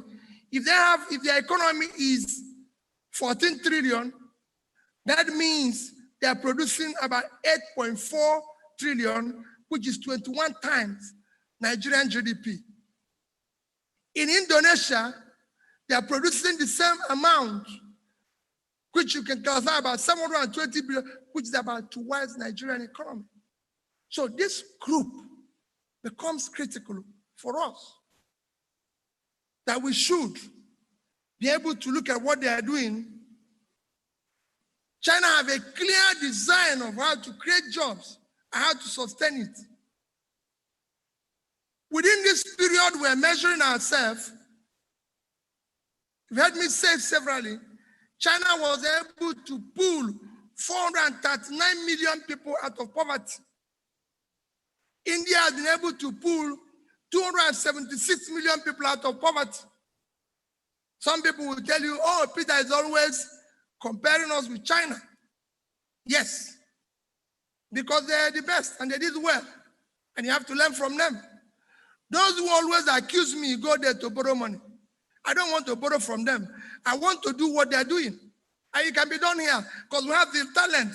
We have the people here to do exactly what they're doing in their place. Here. So I don't want to borrow the money. China did not borrow money from anybody. They exploited the local talent. We have one of the best in terms of human infrastructure. We only need to oil it by investing in it, education. Education, education. So the same thing goes to what I said about Indonesia. And people will tell you, oh, no, we will do it better, or this and everything.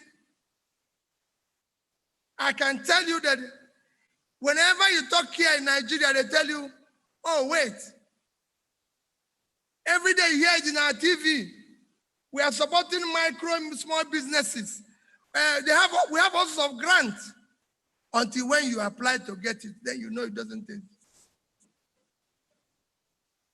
Every day we tell you we're doing this. Oh, because we like what I'm doing now. We like lectures. We like people making noise, especially if you're educated like those of us who are educated in the village might not be speaking good English, but if you happen that your father sent you to England as a small boy and you can speak English, that turns you a genius. Whatever you say, people believe you. And that is what we get. There's no measure. So whenever you say, I am MSME, they say, oh, we're supporting them. But I can tell you, nobody is supporting our MSMEs the way they should be supported. I came from the financial industry. Of all the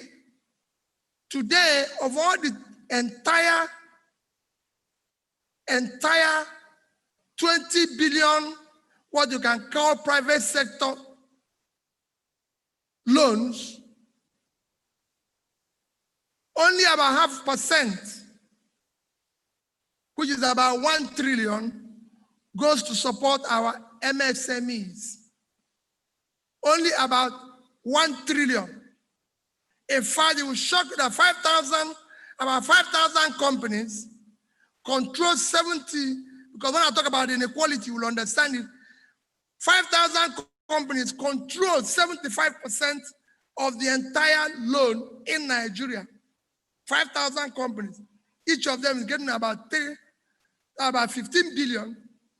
Each of them getting about 3 billion. When you have a population of 45 million as your micro small businesses, according to Smitham, and they're going to be serviced by 1 trillion. At this point, it's important that I mention this. In any country where the loan of public sector is higher, even equal to the overall or loan of the private sector, that economy is not working. Because public sector always borrow and waste it. Private sector will always drive that process. So you could see how little it is. That is only 1 trillion. And I want to compare it again with China. the overall debt of China, when I talk about public sector debt and private sector debt, so you cannot just to be able to explain it more, China today is a country with a GDP of 14 trillion. Total government debt is about 50% of that. So about 7 trillion. But China overall debt is about 36 trillion. What it then shows is that if you minus this 7 from 36, about 29 trillion is private sector debt. And in this 36 trillion, MSMEs own or is owing about a quarter of that, which is $9 trillion. As against Nigeria, where they are giving 45 million of them 1 trillion, which is just about $2.5 billion. The rest is you to check. I'm going to make sure that this issue, my contribution today is contributed and circulated properly so you can look at the figures and the numbers and see that you're not giving them any support. And people will tell you, we're supporting them. No. The other thing you will hear is, where are we going to get the money? You hear it every day. You hear our government every day say, there's no revenue, we don't have revenue. We are not getting the money. How are we going to get money to support them? There's no money to support them. Let me tell you, there's money to support them. Before I go to tell you how we can, because how do we get the money to support them? Well, before I tell you how we're going to get money to support them, let me tell you a lecture that I went last year and my experience. Last year, I went to Tony Elumelu Foundation lecture where he's supporting entrepreneurs. And the CEO of that corporation, Mrs. Ifeyinwa Ugochukwu, said, and I quote, that they give $5,000 per entrepreneur, and they have observed that after 1 year, or that about maybe 1 or 2 years, that entrepreneur is able to give job to 20 persons. So everybody they've given $5,000, after some time was able to create 20 jobs. Nigeria will say there's no money. Our total debt today, Chairman mentioned it, is about 30 trillion. Our total debt today. This total debt, if you use our normal, I read before, we were talking about between 85 to $100 billion. That's what our total public debt today is. If that is the case, you can just imagine if we had decided to do the proper investment by taking 25% of this $100 billion, devoting like other countries have done to MSME, is their support. We're going to support them. We would have been able to support a total of 5,000 of them at $5,000 each. 5,000 of them. That's what we would have been able to achieve. Not actually 5,000. We would have been able to support 5 million. Sorry, I used 1,000. 5 million of them would have received $5,000 each with $25 billion. assuming only about 75% of them do well, that is 3,750,000. And they're able to create 50% of the job. The lady at Tony Elumelu Foundation said they are creating 20. Assuming these ones were able to create just 10. It would have been 37,500,000. That would have eliminated all the job in our youth section today. Out of 91.8 million people, if we're able to put 30 million people out of that sector today, your economy will overnight become double its GDP, double its per capita, and everything. And this is the money we consumed. Nobody can know where the loan went. Nobody knows what it was used for. And everybody will tell you, oh no. And you know how where we're going to get the money. And you see government said they don't have enough revenue, they don't have enough tax, they don't have enough this. Everybody knows globally. When you talk about tax revenue, it has a direct relationship with employment and the economy. You can't tax an unemployed person. You can't go to my village and ask them to pay you tax. They're not doing anything. Even those of you who are working now that are being taxed, the only reason why you're paying is because they take it before your salary. Otherwise, you won't pay because your salary is not enough. That's the only reason why you take it. Because what they pay you is not enough. Tax is the relationship that you have when things are okay. I'm working and I pay tax. I, P2B, pays tax annually. You've seen where I've said I pay tax for the past 20 years. In fact, this year, I just paid my tax last week of about 37 million because I work, I earn money. If I don't earn, I won't pay. I'm not going to sit to go and pay. The only reason why I pay that tax is because I earn it. If you don't earn money, how will you pay? There's so many people in my village who don't know where the next meal will come from. And taxman is just saying, we have a good population. Our tax to GDP is low. Our tax to population is low. But you have 98 million people who are living under poverty. They're not going to create tax now. They're not going to create money. Are you going to kidnap them? The businesses that we are taxing today are businesses that has already been overtaxed. And worse, there's no reciprocity of even the one that is paid. Because people like me have wasted it in our rascality in office. So when people tell you, where is the money? No country in the world minted money. They were like us.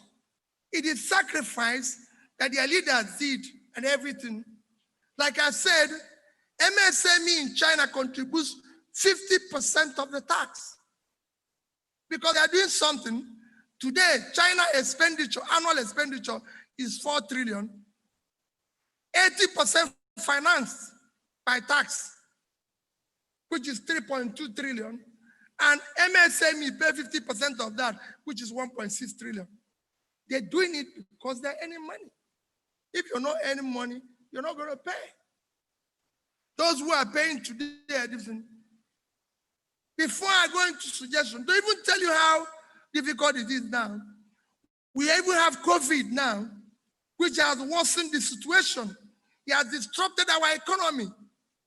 It has actually shown that Nigeria is at the brink of failure. And I was not done well, even in the past 20 years. Remember, when we talk about our debts, this is a country that paid all its debts in 2008, have accumulated 100 without anything to show for it. People will say, oh, we have this, we have this. No, I'm not saying there's not one or two things to show for it. If we give the Vice Chancellor of the University of Nigeria, Nsukka, 1 billion, and he builds one block of building that is worth 100 million. He has not invested the money because 900 is not anywhere to be seen. Because whenever you say there's no money, they say, oh, see this, see this, see this. Let's measure the quantity. Let's just measure the implication, the cost of this. Tell us the cost so we know. Compare it with the amount we are owing. And you find out that we all borrowed for consumption. So if you look at all this, today we have COVID. Countries are now coming out with stimulus package to bring back businesses because in this 6 months lockdown, most of our micro, small businesses have collapsed. They've eaten their capital. They now need support. Those who are in transport, those who have hotels, and everything that were shut down for 6 months need support of government in one way or the other. And governments all over the world are doing that. The market women, they need to go back to market. They need small things from government. And our government have come out. If you compare what we've come out to be able to match that or deal with that issue with comparable nations, ours is very low. People ask me again, Peter, where will you find the money? And I'll say that at the conclusion when I tell you what other countries are doing. Again, I'm going to use comparable nations to show you what they are doing in their stimulus package. India, with a population of 1.4 billion, I don't want China because China is too big. But India, with 1.4 billion, a GDP of 3 trillion, is providing $300 billion. For their tackling, they are giving to MSMEs almost $50 billion. That's 10% of their GDP.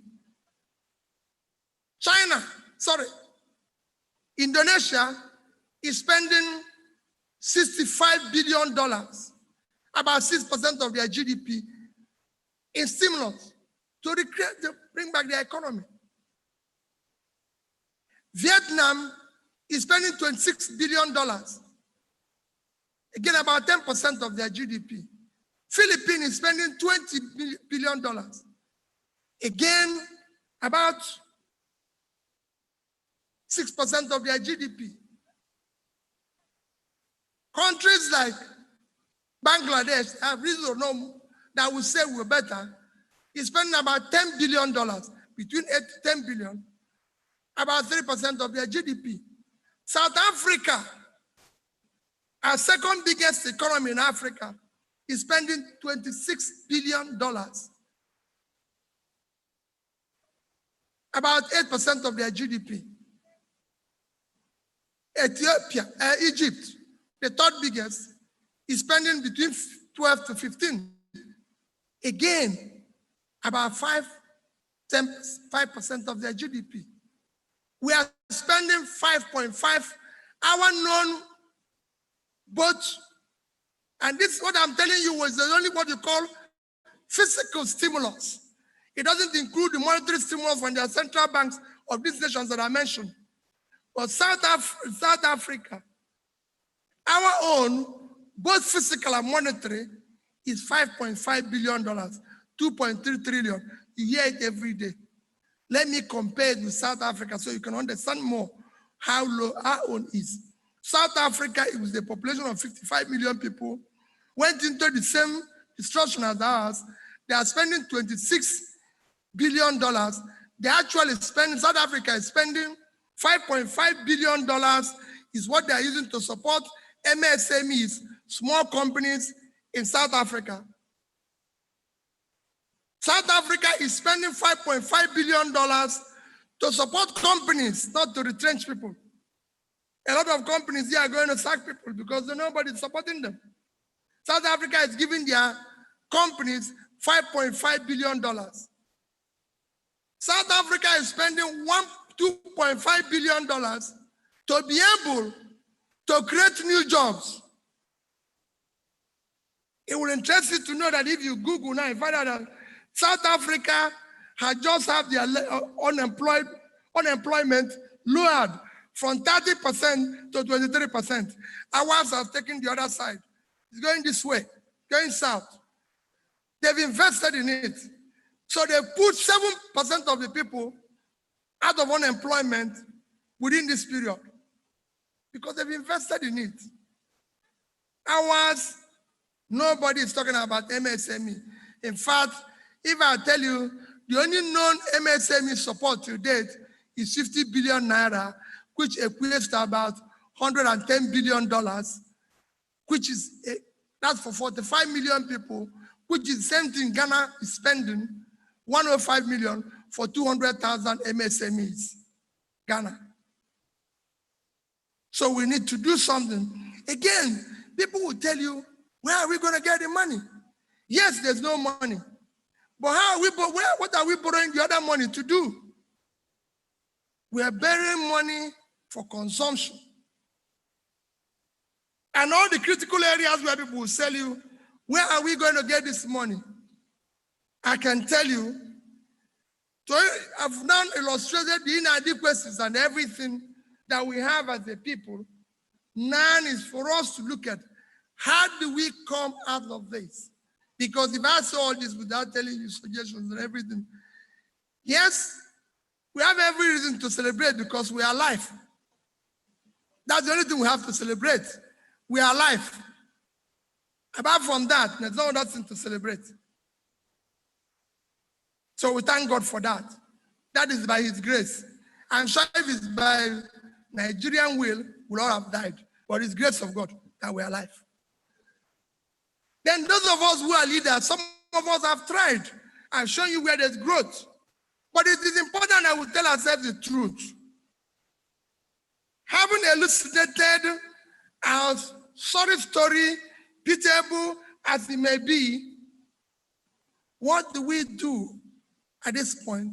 We need to take some very difficult but inevitable decisions to build our country.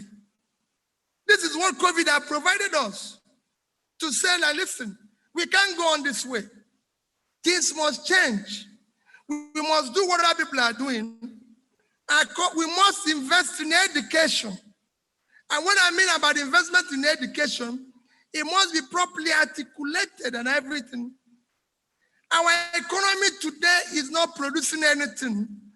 We must move from a consumption economy to a productive economy. We are not producing anything. Production is not just manufacturing. There's no country I know in the world, and I say categorically, where a political counselor earns more than a university professor, except here. It is easy. I happen to be lucky to have passed through institutions. And I can tell you categorically, let me use the biggest institution, or in terms of, in California, which is the biggest economy. The governor of California, Jerry Brown, earns an annual salary of $180,000. A professor in Stanford earns a salary of $240,000. Because the professor is more important than the governor. Anywhere in the world, including here. I've done that job. And I know what it takes a professor to do research and everything. Governor can actually afford not to read in the evening. He just go and sleep. No professor can afford to do it. He's doing the research. And you pay him less than a man who is sleeping. That is your country. It's not productive. And that is the crisis you face every day. So it is better for me to go and become a political talk than come here reading and doing research to become a professor. Because from the talk I might graduate and get into something, become a special assistant, special advisor, special anything, and one day become the leader. And that's it. So when I say people have to understand, when we talk about production, people have to earn for doing something. If somebody, you have a system that are not producing anything and people are being paid to do nothing. As governor, I met about 200 advisors, essays. So I bring everybody in my normal way, say, I want to know, okay, what do you advise? Not, what do I tell? Not, what do you do? Not, but everybody have a title that makes him to be paid at the end of the month. The only difference is that title is not productive. And that is your country. And you have it in tons. Just like I've said about issue of this. So we need to move our country from being a consumption to productive economy. We've just came out of 6% negative growth, which means we are entering into recession for second time in 4 years. We must drive this vehicle out of this hole. The consequence of this high level consumption and waste, rent seeking, high unproductive, corruption and everything must stop now. Or we won't have a country soon. People are fighting all different types of things, religion, tribe, this. The actual thing is that what you're fighting is actually collapsing. One day you might not be there to even to say, I'm from here, I'm not from here, or I'm this religion, this, because the vehicle is already had an engine problem. And by the time you know it, you will go off this thing. So what we need is to fix it. And fix it is investing in education. The funding of education is not an expense. That's where you stand. Now it's time to, we have established that education is everything. We must now invest in education aggressively. And this must be a clear monitor target drastically to reduce the 15 million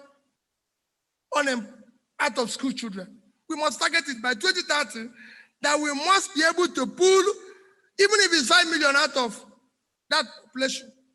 It must be targeted, it must be measured. And the investment will be clear. Everybody will know. That's how you achieve it.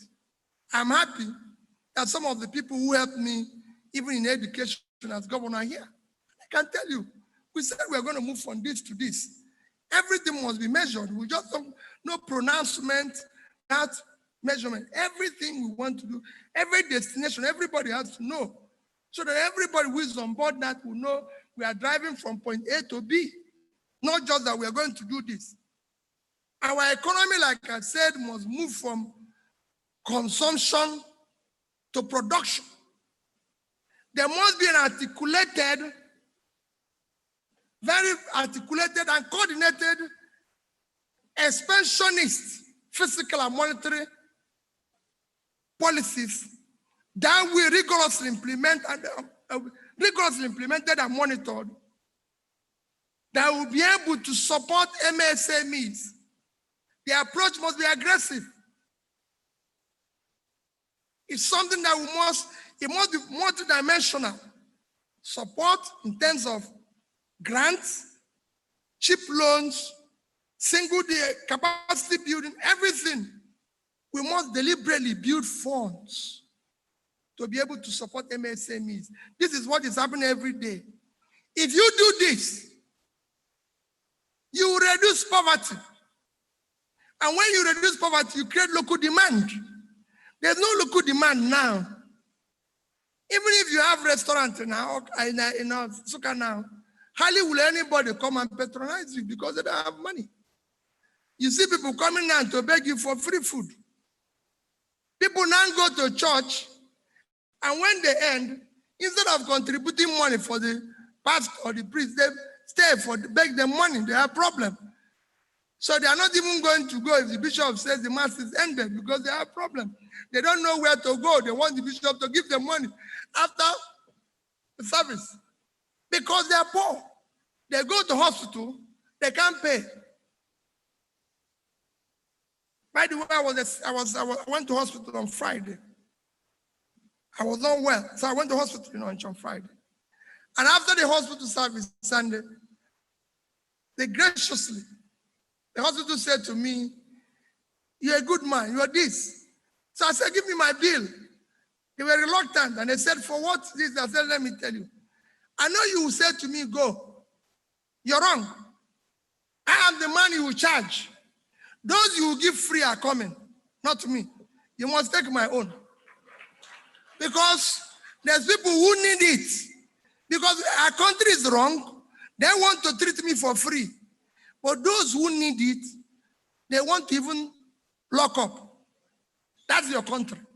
That's inequality here. So I said, no, you should be able to charge me more. I told him, I said, let me tell you, doctor, my doctor in the UK is a Nigerian. I have 3 doctors in the UK. 3 of them are Nigerian, 2 of them are from Anambra State. I said, if I go to any of them, consultancy, because they're top doctors, is £350 just to consult them. They haven't looked at me just to enter their office.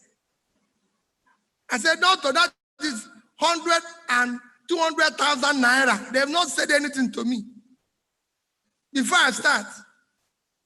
Then I came here, you looked at me, you were very nice, everything, I said I should go. No. I would have bought ticket to go and see them. And that ticket would have cost me about 700 to 800,000 naira. When they finish, I paid them about twice that amount. So what you should do to be kind to me is to at least take 10 to 20% of that from me. Then when those who need it genuinely comes, you treat them for free. And that's how we settled it. He's yet to come with the bill, but he said he will come with it. But what am I saying? When we do the right things, we create job. When we reduce poverty, people have disposable income, they can pay for their health, they can pay for their children to go to school, they can do everything. You need that. It must happen. Nigerian economy must be private sector led, not government led. It must be private sector led. When you do things to be private sector led, monies are meaningfully invested. Monies are utilized very well. Corruption, because of public-led economy, kills everything. Corruption kills hard work. It kills entrepreneurship. It kills the idea. Nobody's an entrepreneur in a corrupt economy. So you need to drive this into be properly private sector led. Let those who want to build anything, it will help us to reduce wastages in borrowed funds and everything. And one I normally say every day, anytime I have time, we must as urgently reduce the cost of governance. It is unacceptable and criminal, the cost of governance in Nigeria. This one, I'm talking as a practitioner who witnessed it. You see me say it every day. I might have about 6 of my commissioners here. They came on their own. And they can witness that. As governor of Anambra State, when I was governor, if I moved from Anambra to this place and go back, it's out of station and paid allowance as governor. By the time they finish the calculation, I can tell you it's over 3-4 million naira. As governor of Anambra State. If I go to Abuja, where I'm moving from my lodge in Oka to another lodge we have in Anambra, in Abuja. As you know, we had a very big lodge in Abuja, which we paid over 1 billion naira then to buy. That's where I am. They give me free food. They give me free everything. But I'm paid allowance that is not less than $5 million naira for that particular trip. Even when they've given me free food, free accommodation, free everything. And I said, no. Of course, my first reaction is that the governor of Anambra State does not need a house in Abuja. He's not governor of Abuja. So this house must go. And everybody wrote all sorts of things until I leased the house out till today. Said, we don't need this thing because it's a waste to us. It was costing us every month about 20 to 30 million to keep that house. Plus all the people we were employing there. We had almost 86 workers, different drivers, all sorts of things. Everybody have a title to be there. SA Abuja, WAC Abuja, Director of Protocol, Deputy Director of Program. I said, Wilson, everybody here, you either come to Hoka or you've lost your job. We don't have any office in Abuja. I, Peter, can do my protocol. I can check myself in at the airport. I can do every other thing. We don't have money to keep this number of people in Abuja. You go. The cook, you must move. You have heard me say about the cook every day. They give him every time I come 50,000 to cook. And he will just cook all stuff. I said, cook. It costs 5,000 naira to buy food. I hate him. And you're giving somebody 50,000 to cook. I said, cook. I might as well just go to Hilton, eat my buffet, enjoy myself, do everything, no washing of plate, nothing. And I eat all the variety and come back. So why are you taking this? So it will go on and on. So we must drastically reduce that. You have one person moving 30 vehicles on the road. It has never happened before until we decided to check how many of these vehicles are carrying somebody. None of them, about half of them are empty. But all of them are traveling with me, constituting a nuisance to the traveling public and everybody. We said, no, the wear and tear, we must stop it. The cost of fuel, the cost of this, the cost of that. We cannot continue this way. Worse still, we now have what they call office of first lady. Hey, wait a minute.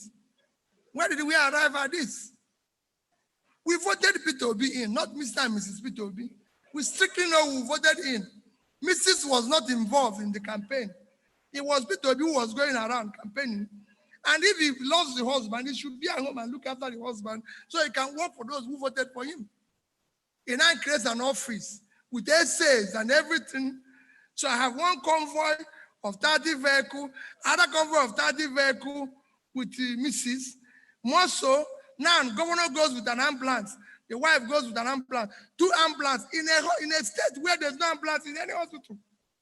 The 2 ambulances they have is going with Mr. The other one is going with Mrs.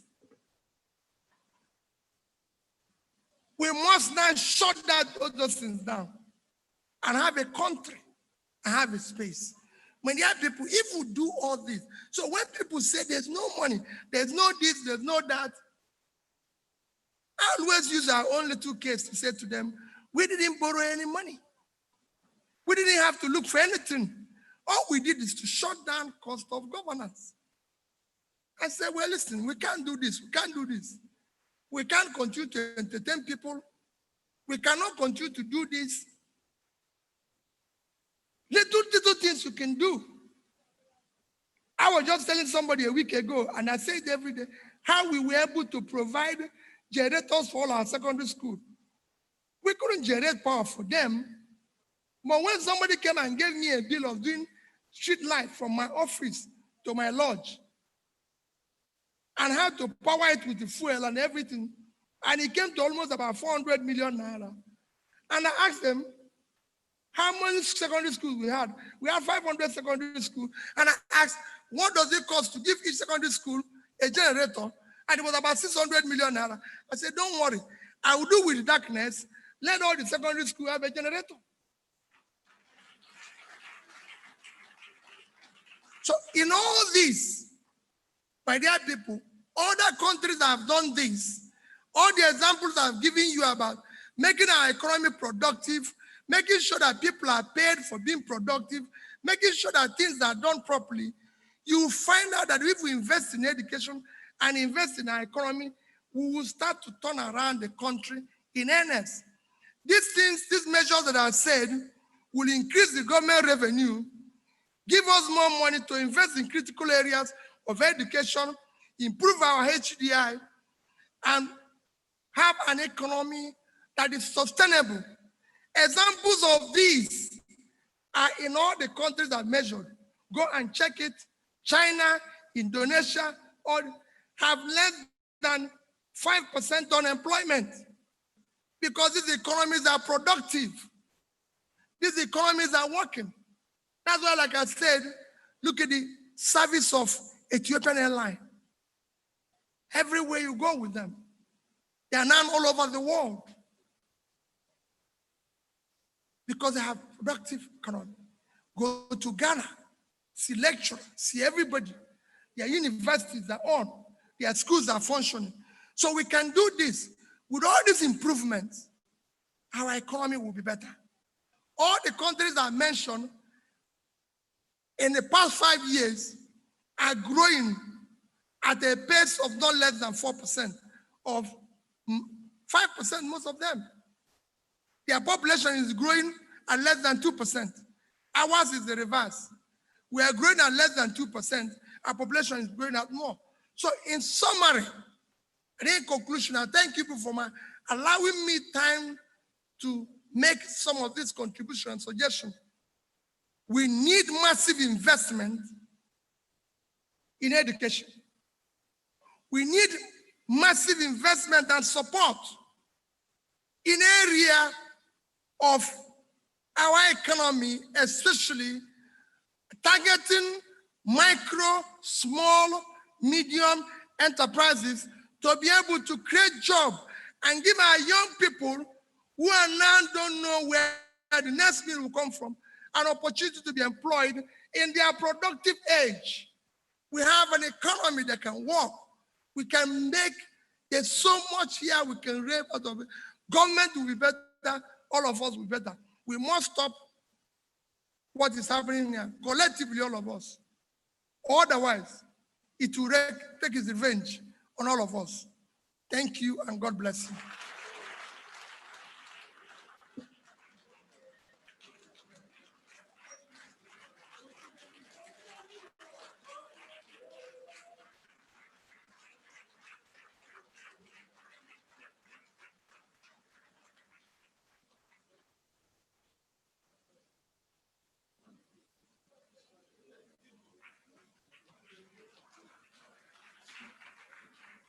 Thank you, His Excellency, for a rather provocative, equally inspiring, entertaining delivery. We didn't expect anything less, sir. It probably gave us more than we bargained for. Got us thinking. The examples with different, please sit down, gentlemen, ladies and gentlemen. The examples with countries, other countries of the world, the statistics, the analogies, the references, we're all in sync. So thank you very much. Next, may I invite to give a goodwill message, the wife of our founding father, Emeritus Professor Mrs. Uche Azikiwe, MFR. Please take the microphone to her. Or if you prefer to come up here, why not, madam? Please, yes, so many more people can see you.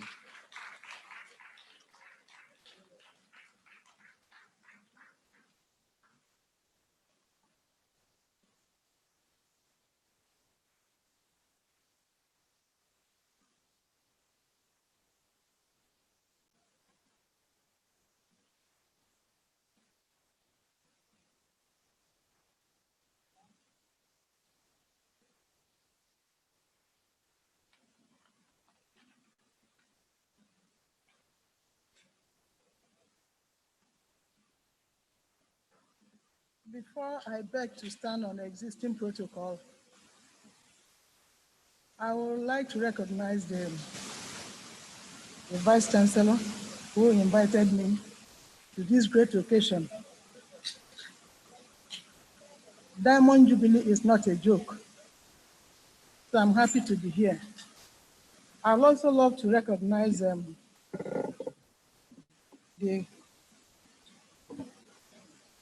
the Chairman of Council. Baba, you are welcome. His Excellency, who has given us a very exciting speech. Okwute Ndị Igbo, daalụ sir. Principal officers, all of us, the Bishop, Bishop Ona, please let me rest on existing protocol.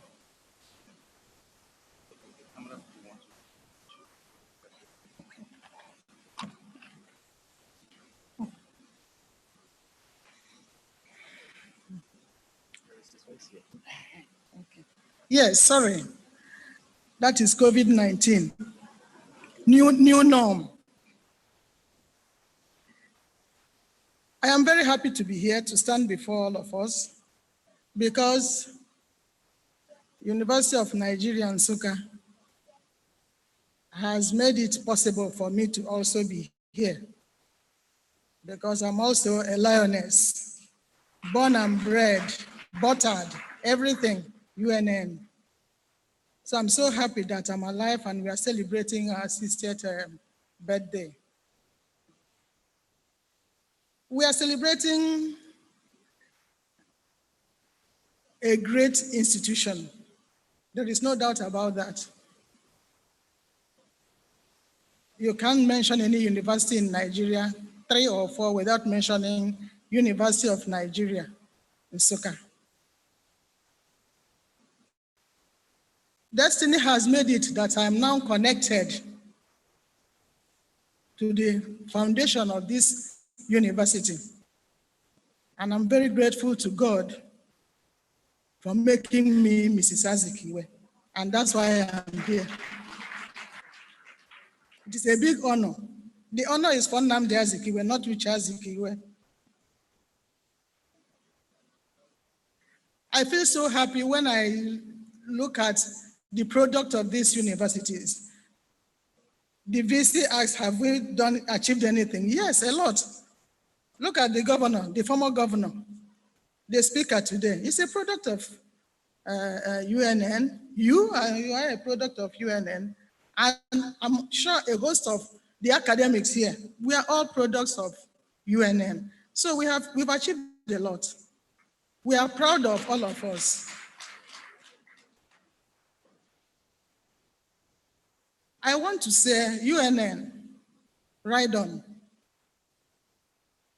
The whole problem we are experiencing is not peculiar to UNN.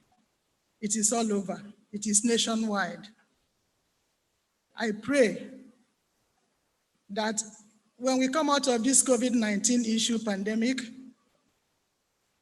UNN will move forward faster than we are doing now. Everybody is locked down. The university is locked down. But by the grace of God, UNN will overcome. Yes, the VC in his address speech said, if Nnamdi Azikiwe will be happy. Nnamdi Azikiwe is always happy because he knew what he did in University of Nigeria, Nsukka. He showed the light for people to find the way. And the number of people that have found their ways, we can think of Tunde Lemo from the West, and there are many people from the North, all over the country. Many people have found their way through University of Nigeria, Nsukka. That alone will always make him happy in paradise, because I know he's in paradise. Because he did a good job for Nigeria. He did a good job for Ndi Igbo. He did a good job for Africa. So there is no way he won't be happy. The only problem we will have is if we allow him, whatever he gave us to go down. We have to grow from the foundation he laid for us. so that wherever he is, he will continue to be happy. The Vice Chancellor, His Excellency, the Chairman, other principal officers, on behalf of my family of Right Honorable Dr. Nnamdi Azikiwe, I am saying thank you, congratulations, and God bless.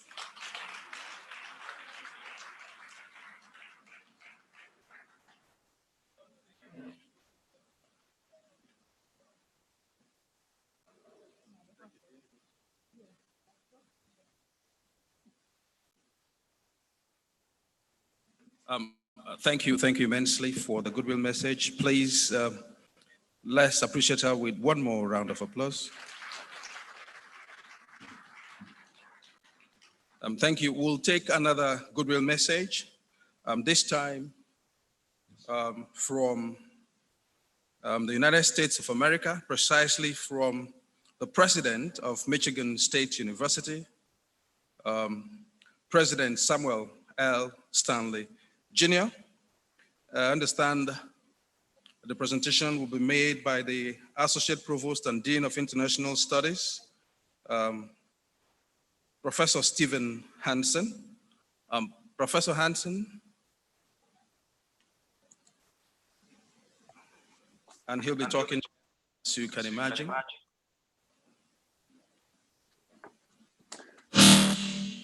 Thank you.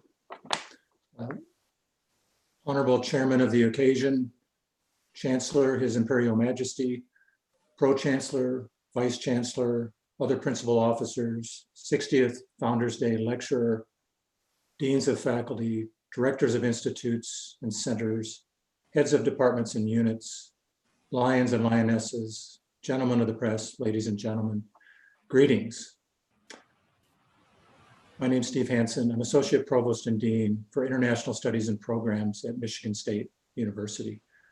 I'm so pleased to be here with you today, at least through this virtual platform, representing MSU in the celebration of UNN's 60th Founders Day, and to introduce a special congratulatory message from the President of Michigan State University, Dr. Samuel L. Stanley, Jr. MSU is deeply proud of our connection and history with UNN dating back to the university's founding in the 1960s. The land grant concept, which is the foundation of both of our institutions, is at the heart of our work together to ensure that we're using knowledge for action in addressing today's pressing global challenges. Our MSU-UNN relationship has evolved as a multi-directional, equitable partnership that responds to our mutual needs as institutions. When MSU and UNN became founding members of the Alliance for African Partnership Consortium, our mutually beneficial partnership was strengthened further. Going forward, MSU's African Studies Center, and AAP would like to see this partnership deepen. We want to find avenues for MSU and UNN faculty and students to work together to advance a new chapter of global understanding of Africa through thought leadership, experiential knowledge exchanges, and practical solutions for transforming lives in Africa and beyond. We believe that only through work together can we shape a new world order for peace and shared prosperity. We look forward to participating in any in-person celebrations with you next year, but in the meantime, please accept my congratulations and best wishes from the entire community here at Michigan State University. Now I'd like to share a special message from the president of Michigan State University.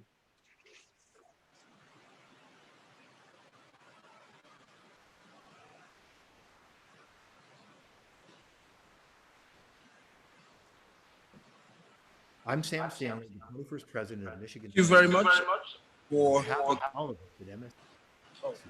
I'm pleased to offer our heartiest congratulations to University of Nigeria, Nsukka, on its 60th anniversary.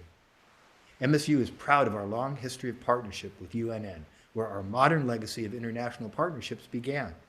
MSU's 12th president, John Hanna, was deeply committed to international cooperation. He traveled to Nigeria in 1960 to help establish the first land-grant university on the continent. This set the stage for the development of MSU's African Studies Center and 6 decades of MSU engagement and partnership across Africa. UNN became one of the founding members, along with MSU, of the Alliance for African Partnership in 2018. MSU is committed to working with UNN within the Alliance to transform institutions and lives in Nigeria, across Africa, and beyond. I want to wish Vice Chancellor Professor Charles Igwe and UNN the very best for your new capital campaign to support critical infrastructure needs. MSU is launching a fellowship award led by the African Studies Center and recognizing our long relationship with UNN, which started with the man who became the first president of Nigeria. The Nnamdi Azikiwe International African Student Fellowship Award will support international African students' travel to Africa for their research. We look forward to celebrating your 60th anniversary with you sometime in person. But in the meantime, know that MSU remains committed to our long partnership. Please accept my congratulations on this milestone.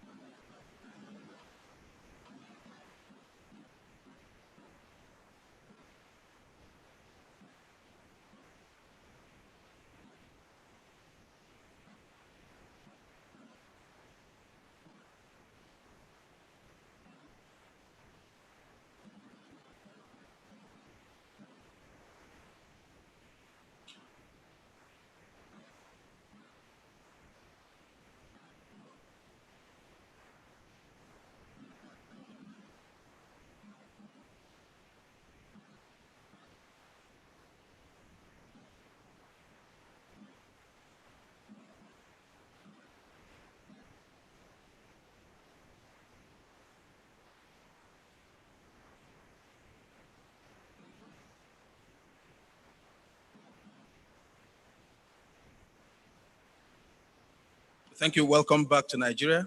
We were expecting a video that didn't quite play. If it comes on, would play. So we're moving on. Okay. Thank you very much. Well, for me, this actually, okay, the lecture was a high point, but there's a second high point today, which is the flagging of the Diamond Jubilee Capital Campaign. As the Vice Chancellor said, the choice of the driver of this campaign was made after very serious considerations. His Excellency is a passionate advocate of increased funding of education. If you had any doubts about how passionate he is, that doubt must have dissipated as he gave his lecture today. He is also a proud alumnus of the University of Nigeria and would want to go the extra mile for his alma mater. His reputation when it comes to management of public funds and prudent spending, getting the priorities right, is not in doubt. It's for that reason that the management settled for this very humble but great lion. My pleasure, ladies and gentlemen, to invite to flag off the Diamond Jubilee Capital Campaign of the University of Nigeria, His Excellency.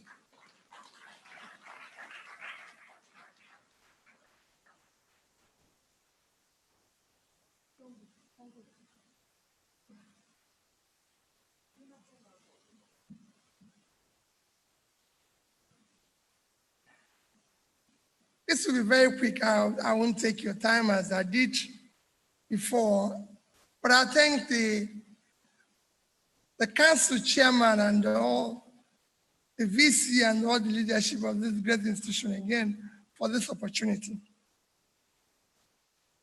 I and the VC has talked about this issue for a while, and I thank you, VC, for your commitment to it. VC, as he said, that we all, I would say this is my own VC.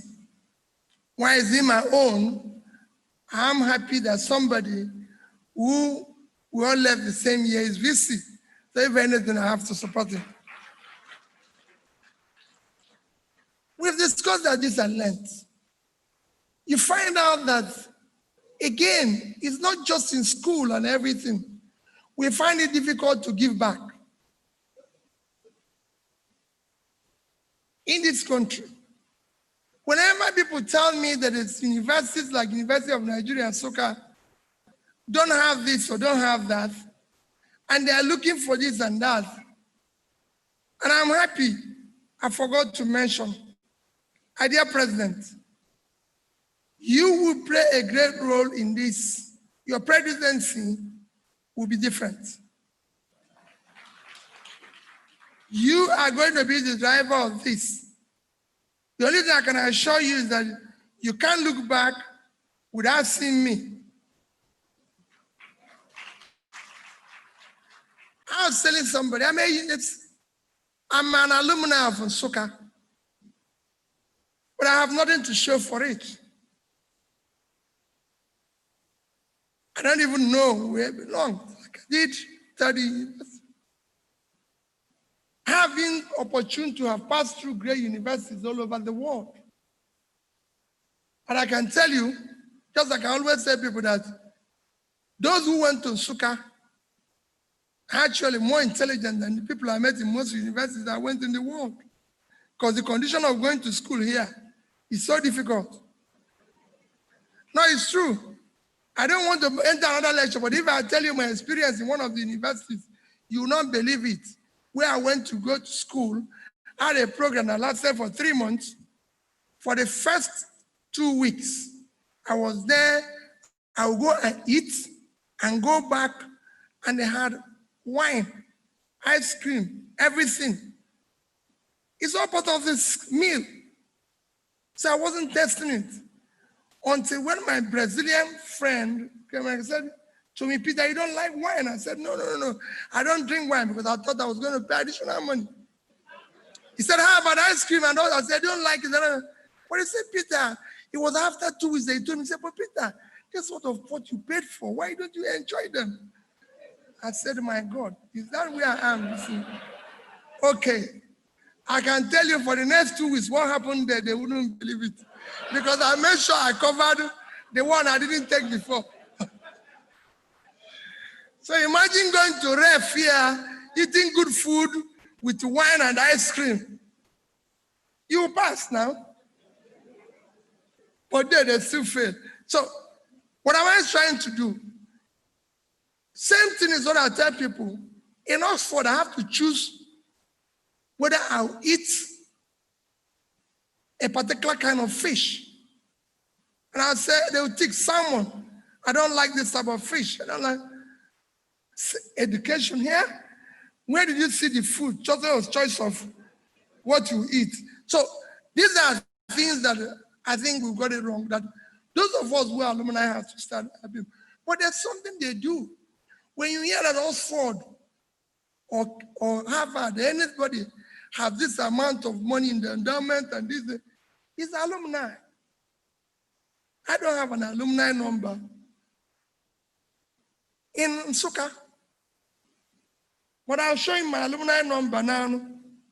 So if I want to tell anybody now, I went to Oxford University, it's very simple.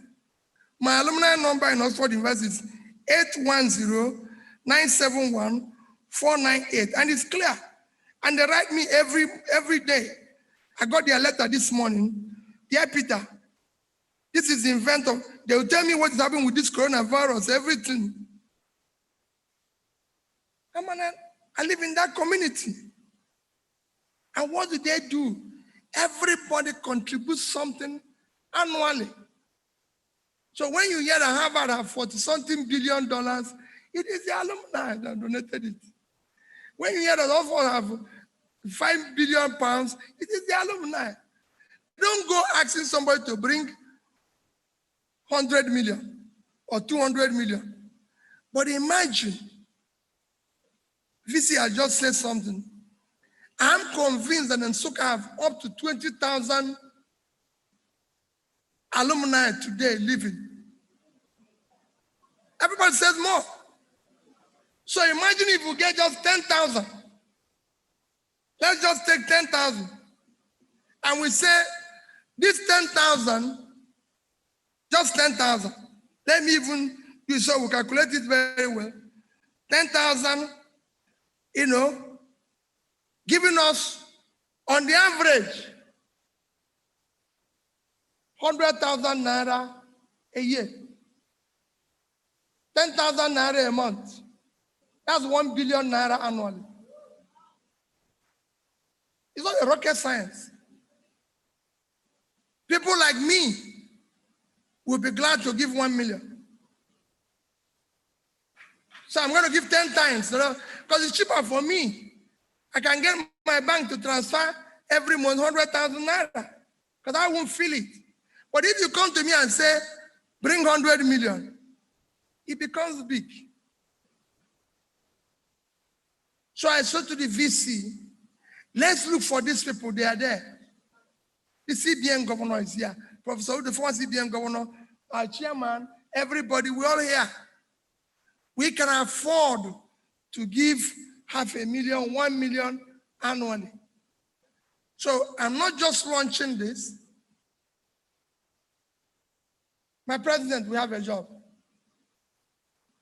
I have also agreed that I'm going to support the logistics, working with whoever the VC has directed and the VC. I'm going to invest in the logistics to drive this process. We have an office for it. So we're going to start creating it.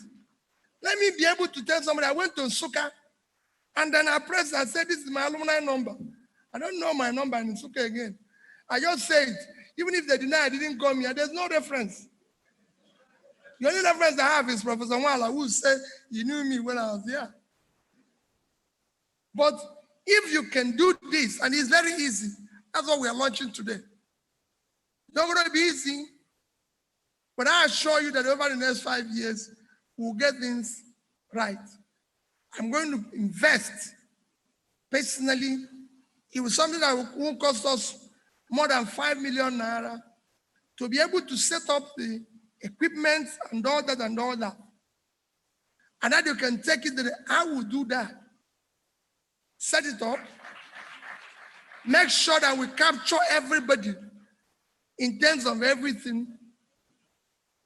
And I assure you, our target will be to raise in the next 5 years, at least, an average of 5 billion naira, 1 billion a year.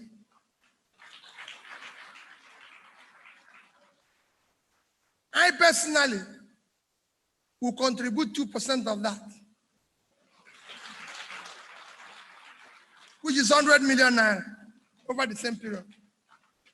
And I'm going to talk to other people. That's why I asked my brother Lemon, let's share this and show, let's start doing things differently. We must not wait. We must learn that I passed through here. I want other people to pass through here and everything. But what happens, I started this even in secondary schools, where I tell them, tell me to bring 1 million and everything. There's something that happened to me when I was coming here this afternoon. I was just driving here. When somebody called me, I write people to give me money for schools and everything. And as I was coming in here, an executive of a company called me and said, Peter, so what do you want me to do? He said, I should help you to give. I just wrote him 2 days ago. I just sent him a school. Children send me school with the dormitory was burnt. I sent it to somebody. And he said to me, Peter, how much do they need to repair this? Just as I was coming here this morning, and I said, my dear sister, they need just 2 million naira. He said to me, Peter, this country is so sad. Look at these children just need 2 million naira. Now, we will even spend on just one small thing. I beg, give me their name, I'll give you the 2 million in the next 2 days. That's what we want. So we want to go around all over the world looking for people to help us. It's very sad to come here and say, oh, this is looking for 100 million to do this. No, we should be able to do it. And that's what we are launching today. I just want people to understand, we don't want people to come and give us 1 billion. We want to capture those who pass through here. We want them to donate. Like I said, if I go to my system, whether it's Cambridge or Oxford or anything, nobody have asked me for donation. What we give is 500 pounds. 500 pounds today is 250,000 naira. You won't feel it, but everybody is correct, donating it. So at the end of the day, you see them. If you go to Oxford today, they are still doing new buildings. You go to Cambridge today, they are still doing new buildings. You go to Harvard, they are still doing new buildings. For the foundation money. That's what the alumni is. It is not for us to form an alumni to collect the money and eat it and not support the university. No. It is not for us to do party. It is for us to give the money to the university. And that's where I say your presidency will be different. I'm your member. Count me your member. You will see me 24 hours a day. I will, like I said, I will make sure in the next 1 week, before the end of this month, I will transfer the fund to set up the office and say that once it's set up from January, not even from December, I'll start my own contribution and I'll start getting people. That's what we need to do. It's something we will do. We must give back because God has been gracious to us. We live by his grace. And that his grace means that we must help. And that's what we are launching today. We thank all of you. I didn't have chance of thanking the university lecturers. Whenever I have opportunity of coming to a university, thank all of you. It's an enormous sacrifice to be a lecturer in Nigeria. I can tell you. Very, very big sacrifice. Because you have knowledge that you can sell anywhere in the world. And you're selling it where you're not unappreciated. It's a very difficult thing. Very, very difficult thing to say, to be in a place where people don't appreciate your work. So I thank you for doing what you're doing and everything. You know, you've lectured us, you have helped us to do this thing. I remember whenever I tell Professor Wala I'm coming to see him, he might not appreciate why I always, when he calls me and I call him and say, sir, please, I'm very sorry, sir, please, I'm very sorry. And he said, no, don't mind, I mind. Because without people like him, I won't be where I am. What I learned here is what I've taken to Oxford, Cambridge, everywhere. And found myself very competitive among those people. So that's what we are launching today. There will be other people that will be joining us. Because of the event of coronavirus, we didn't want to bring in people. We just want to launch the basic thing, tell people what the story is. We want every alumni here to have a number, have a detail and everything. So we can say, you went to VC is this number, and this number, this person is this number. There's so many of us. And every day I pass, people say me, I went to Suka, I went to Suka. But that is just I went to Suka. Why don't we go to Suka and give them 100,000 naira? It cost us nothing, 10 naira a month. 120 naira a day. So many people will fix it, they wouldn't even know it's being paid. I told our president, I can tell you that of these 10,000 names we are guaranteeing, remember I've taken 2% of the payment over 5 years. I will also assure you that I will make sure that I am going to make sure I capture between 2 and 5% of the names myself personally. Because I meet them every day. Oh, we were in Nsukka together. Give me your name and number.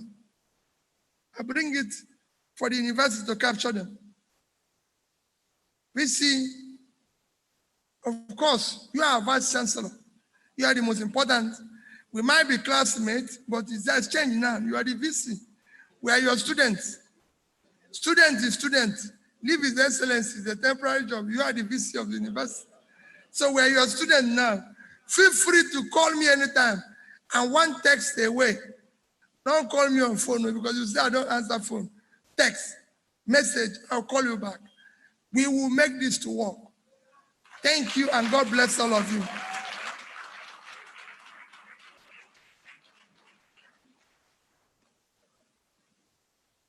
Well, I thought you'd keep that applause going until he takes his seat. Make it a standing ovation, ladies and gentlemen.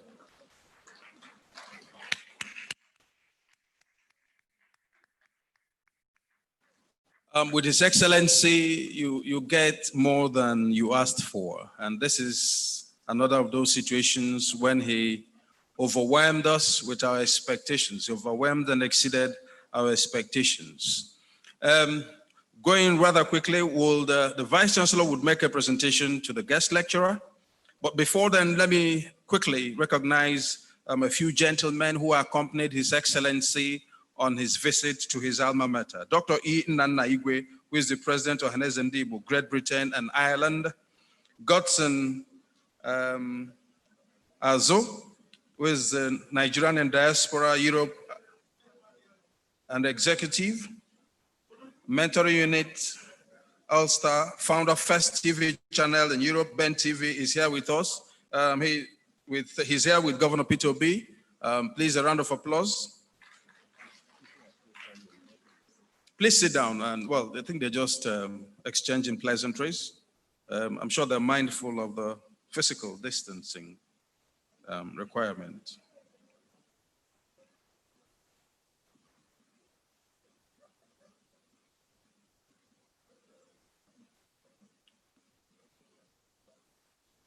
Okay, if the presentation is ready, if the lecture plaque is ready,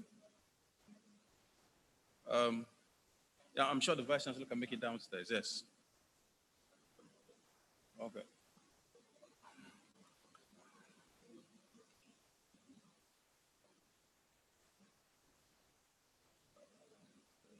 Thank you. Mr. Vice Chancellor, sir, there's a role for you to perform, and that is, and I think the camera crew, the TV crew and the cameramen have requested that we do it up here so they can capture the event properly. If you do not mind, sir, His Excellency, just one more appearance and then it's all over. Thank you very, very much. Thanks immensely.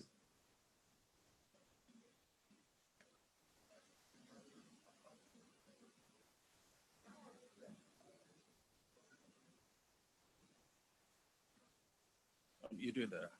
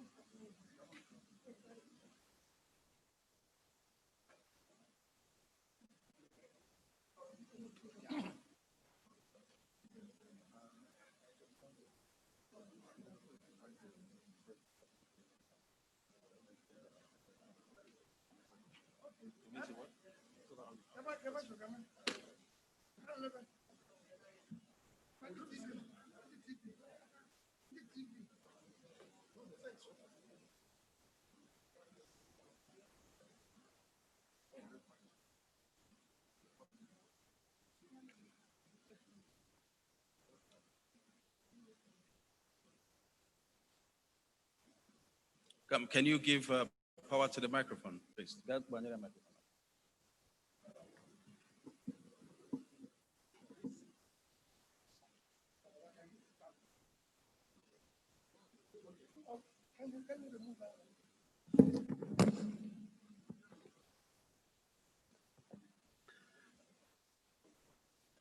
Please permit me to rest on existing protocols.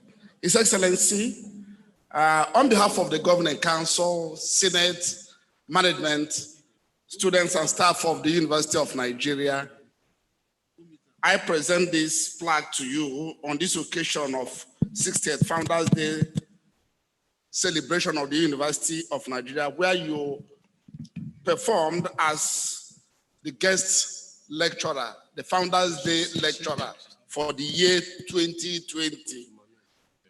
Congratulations, sir. Thank you. Thank you very much. Thank you.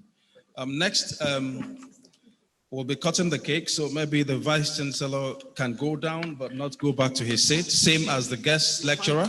It'll be good if they stand beside the cake so we can quickly cut that. May I also invite to join the Vice Chancellor and the guest lecturer at the cutting of the cake ceremony, the Chairman of the Governing Council, to represent the Governing Council.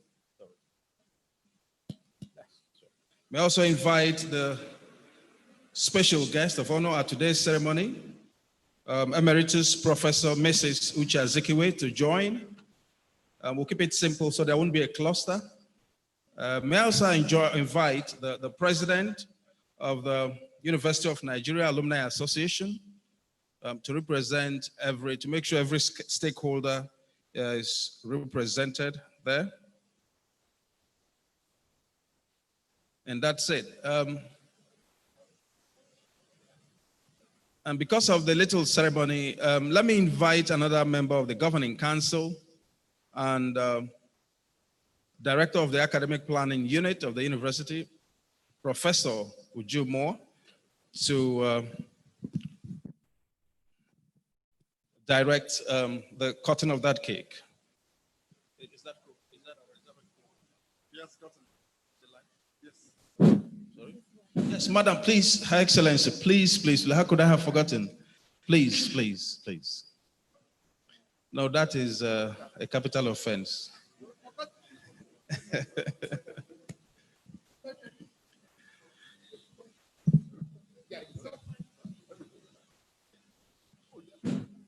Is she here? I'm not sure she's here. Why? That's her there. But you didn't recognize her? I did, I recognize her. What's her name again? Yes, I understand the member of the Governing Council who is representing the Minister for Education is in the house. Mrs.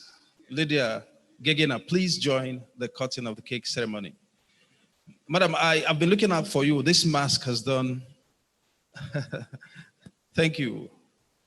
And Professor Jumo, please take over.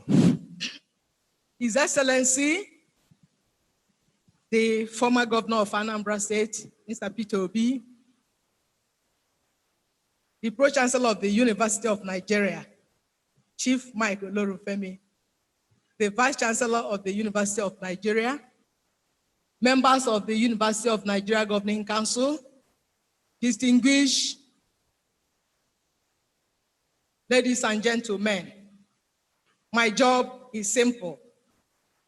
I am to lead the cutting of the cake. At the spell of the word 60, we will cut the cake. Are we okay with that? Okay. Vice Chancellor, yeah. Okay. There we go. S I X T Y 60 UNN at 60. Thank you very much, sir. Thank you.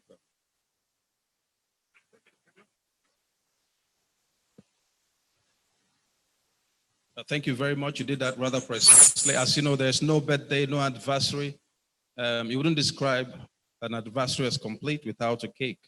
Thank you very much, Professor Moore, and for all of those who joined the Vice Chancellor, the cutting of cake ceremony. My apologies. May I recognize the presence in the house of proud alumna of the University of Nigeria, former Commissioner for Education in Anambra State, Professor Okonna. I understand she's been here all day. Prof, my apologies, and you're welcome, please, to your alma mater. Thank you very much. Who's that? Next, may I invite the chairman of the Governing Council of the University of Nigeria, the Pro-Chancellor, Mr. Olorunfemi, to give a goodwill message, to give the closing remarks, to give his blessings, and a lot more.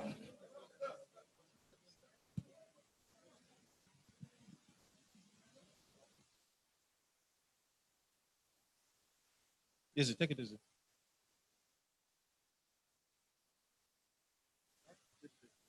The newly elected president of the Admiral is committed. He has to be committed. What will he do? He just go ahead. I think I should. What then what do you do? Please, sir. Let me say. I will just sit out here.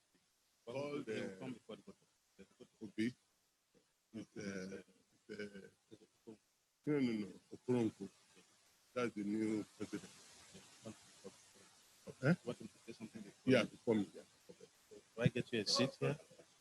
Or do you want to go down? Let them get you a seat. No. Yeah, can you get a seat for the chairman? Oh, so it doesn't go down.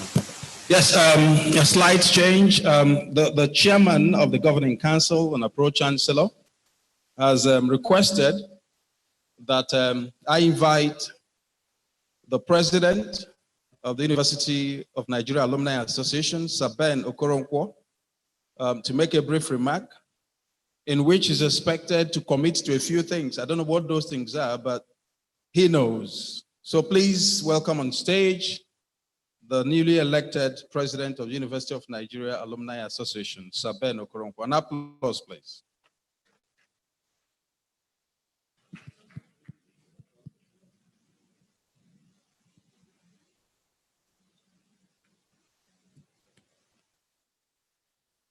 I think I'm permitted to do this. I have a comfortable distance from the rest of us.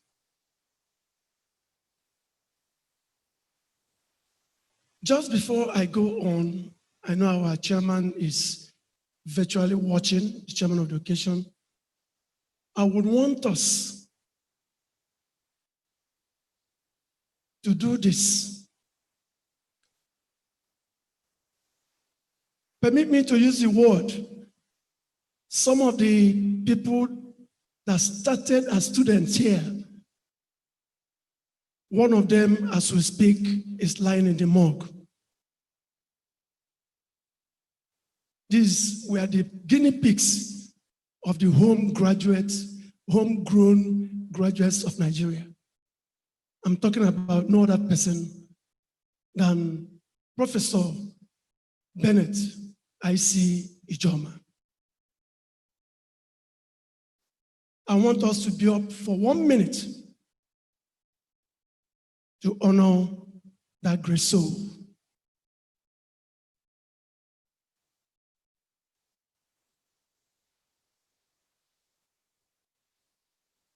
He was not just a pioneer student, he was the first SUG student of this university and also the pioneer president of the Alumni Association. And he deserves this honor.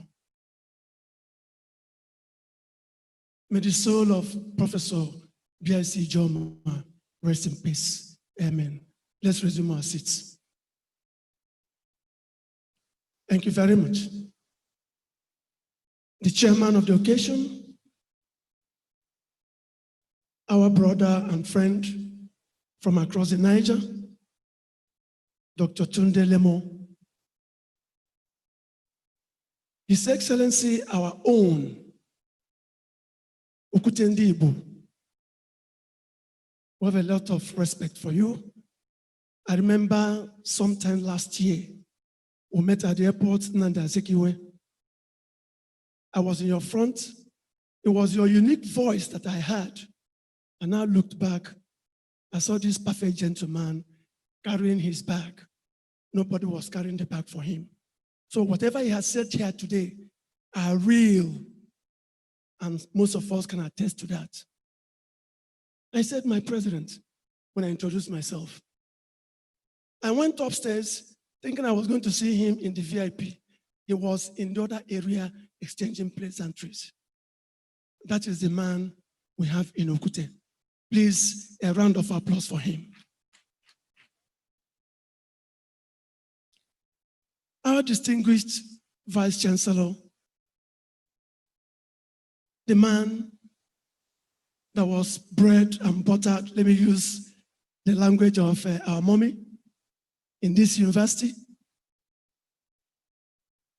raised within the green hills and lush of this university, first degree, second degree, and all that, and became the very first member of Alumni Association to become the VC of this university. Please clap and welcome our own. Because when we paid a courtesy call on him last time, I told him you're like a bishop in the altar. You don't need anybody to show you where the elements are. If you succeed, we all have succeeded. And it's our prayer he will succeed more than every other visitor passed through him.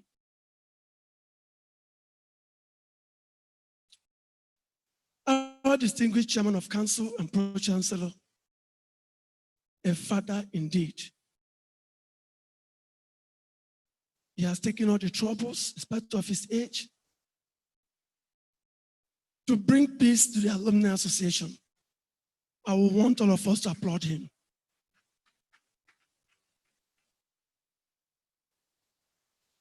All other past presidents who are here, Sir GTG Toby, His Excellency, the former Deputy Governor of Rivers State, had planned to be here, but because of the COVID and the COVID protocols and age, he told me, Ben, go, I am behind you. Distinguished alohas, lions and lionesses, ladies and gentlemen. This is an address, and I should be allowed to take it, sir. Our task is not to fix the blame for the past, but to fix the course of the future. We're talking about J.F. Kennedy. It is with very high sense of responsibility that I stand before you today at this auspicious occasion of the Diamond Jubilee of our great university. As the 12th National President, 2020 to 2022, the new ESCO came into being just a few days ago after the council organized and supervised election. And I want to tell you, Alumni Association wouldn't have done anything better. This wonderful neutral group and the committee, led by no other than Alhaji Abdullahi Yunusa, made a wonderful conduct in an atmosphere that was devoid of rancor, bitterness, and acrimony. And that's why today we are all here celebrating a new dawn.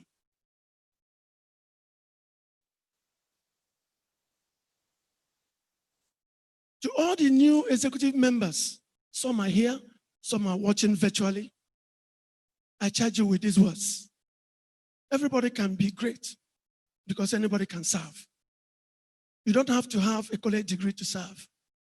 You don't have to make your subject and verb agree to serve. You only need a heart full of grace and a soul generated by love. That was Martin Luther Jr. The elections have come and gone. There are no winners and there are no losers. Only 3 groups have won this election. The University of Nigeria Governing Council, our alma mater, and the Alumni Association. It is not about Ben. Please, can you applaud to that? This is time to mend fences, pursue genuine reconciliations, review our constitution, build bridges across the divide, and avoid those things that tend to divide us and embrace those things that will unite us. The very quick action areas will include a rebranding of the Alumni Association. And when we talk about rebranding, we're not changing our name. We're talking about attitudinal change. We're talking about respect for one another mutually. We're talking about commitment to the roles and primary roles of Alumni Association to their institution. We know in Yale, Michigan, name it, all the universities across beyond the shores of this country, it is the Alumni Association that are making waves, sustaining the university. Why would we not do that in our own climate? Robust sensitization and mobilization of our members, Awokute is going to be at the forefront. I will merely be a co-driver. His name is important to us.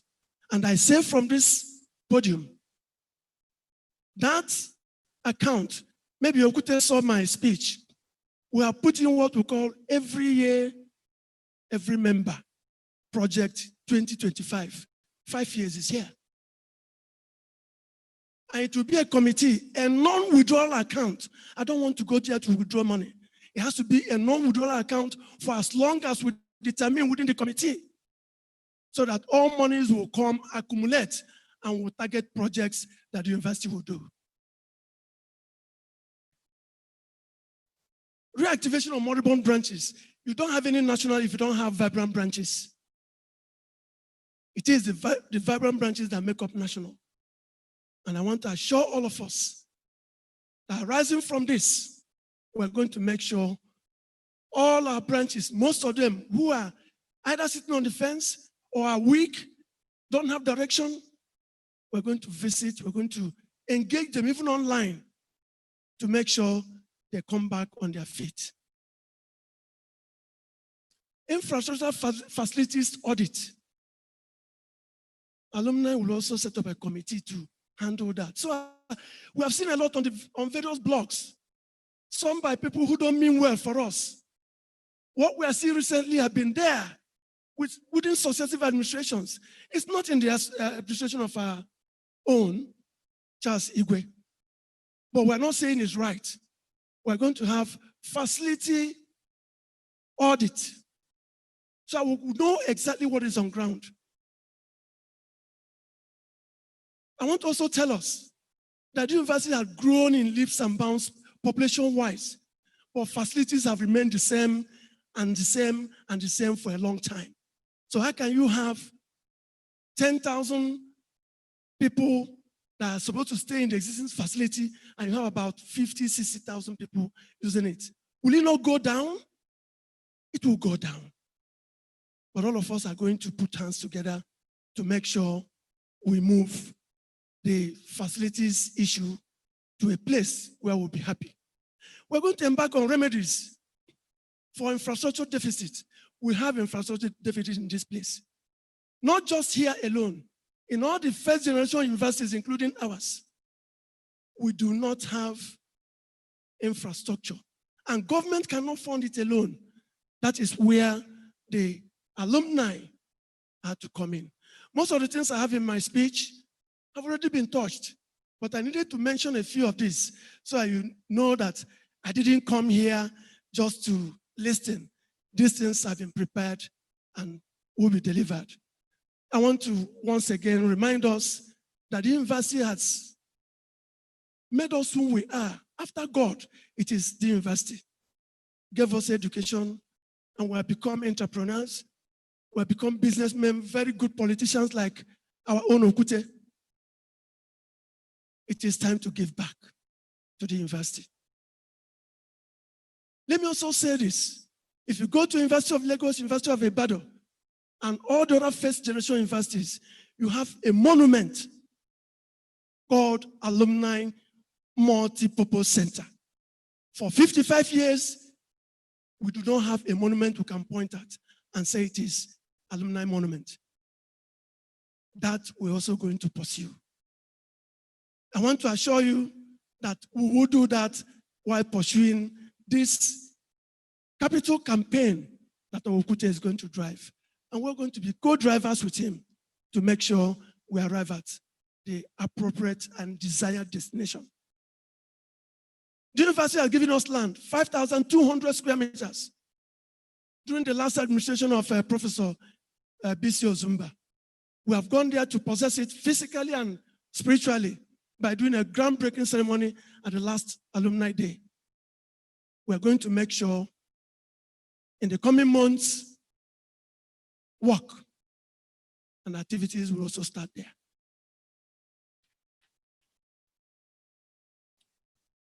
Who is driving that one?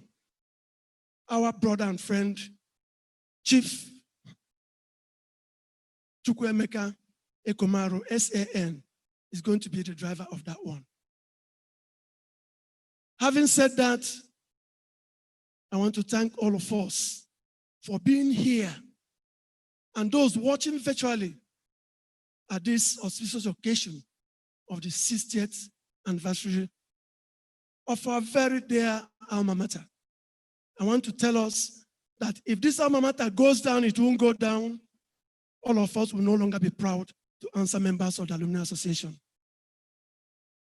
As we depart from here, I wish all of us journey messages back to our destinations. Thank you and God bless you.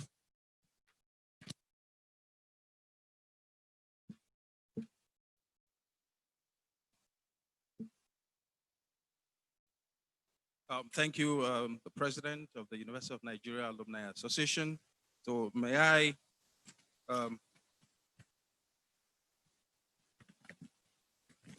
make a little correction in an earlier recognition that I made. I referred to Professor Stella Okuna, who accompanied His Excellency as the former Commissioner for Education. Indeed, she was a Commissioner for Information.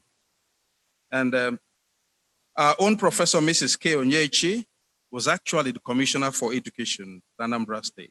So my apologies to all those who got offended by that. So may I invite the Chairman of Council and the Pro-Chancellor of the University of Nigeria to give a goodwill message. Thank you.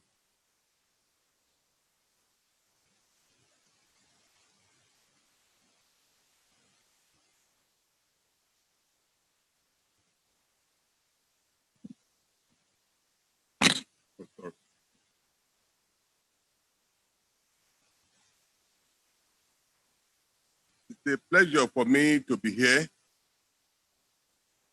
and I stand on existing protocol.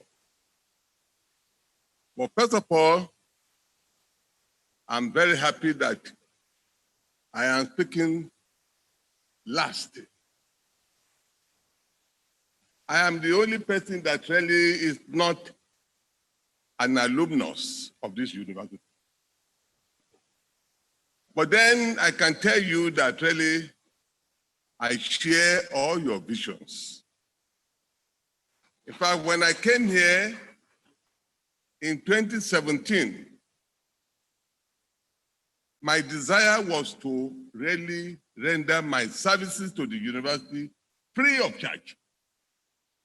And I have never taken one kobo from the university.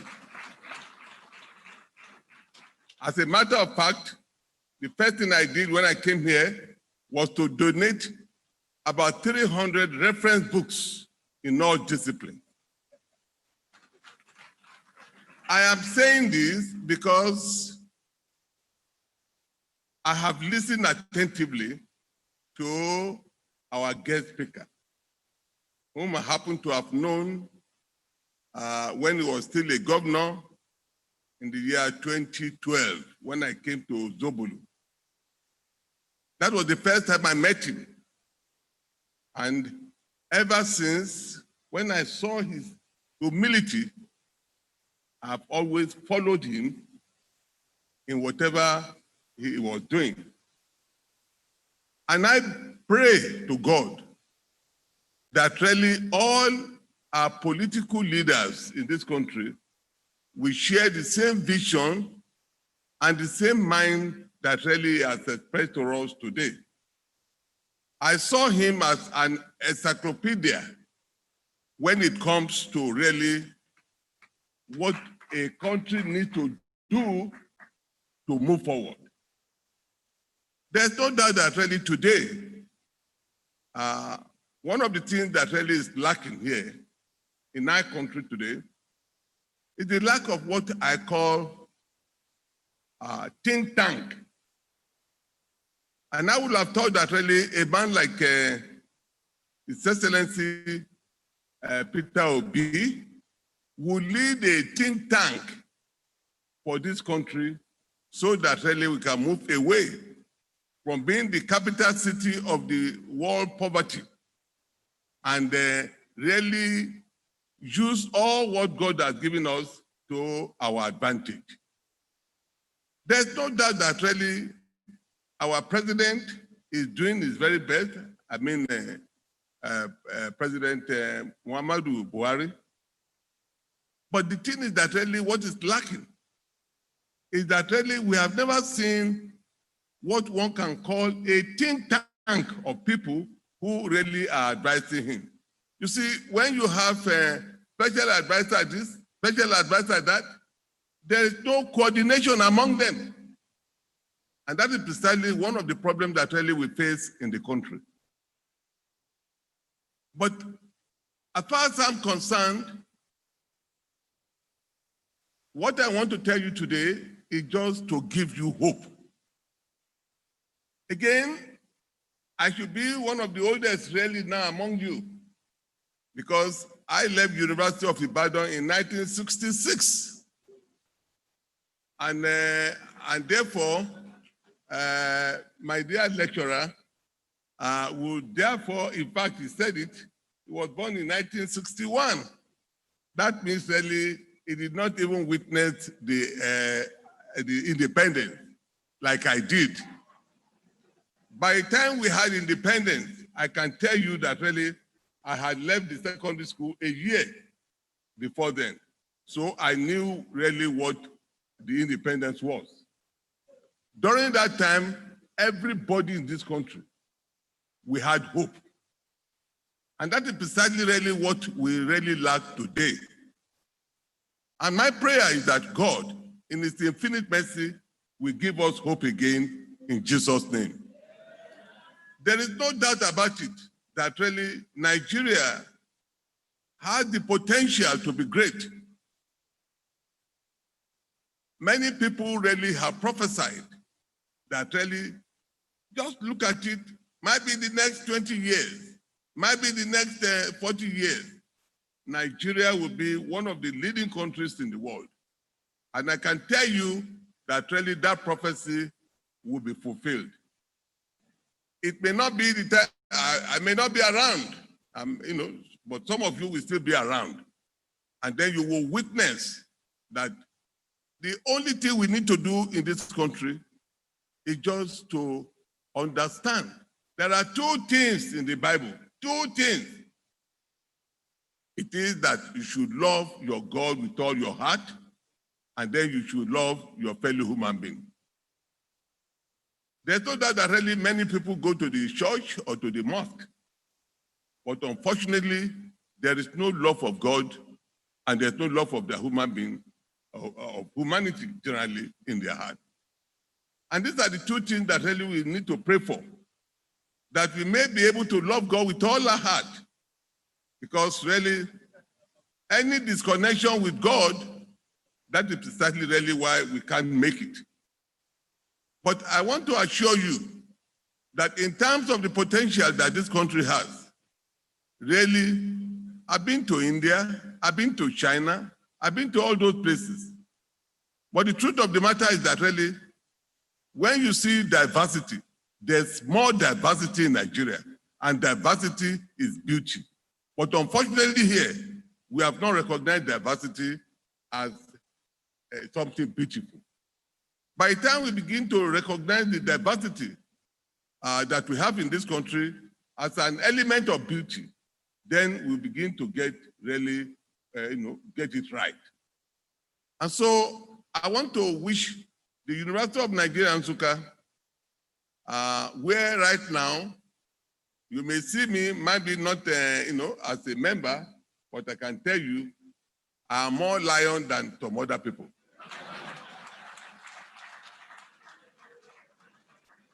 Because what does a lion do? A lion is an animal that really walks majestically.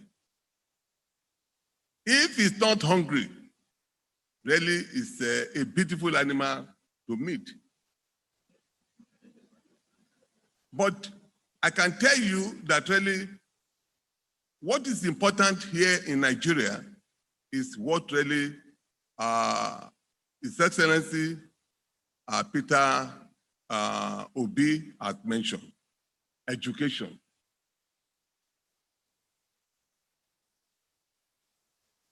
I had all my children, I have only girls. I was not able to have a boy. But then, a friend of mine who was my classmate in the secondary school, is late now. He told me, Mike, I said yes. He said, the best thing you do, since you have all girls, let them know that really you are going to give them the best education and you are going to educate them yourself. And that was really what I did. I was able to remove the veil from their from their faces, especially in mathematics. Because, well, although I'm an economist, but I don't think I'm an economist like our lecturer. Our lecturer is a finance man.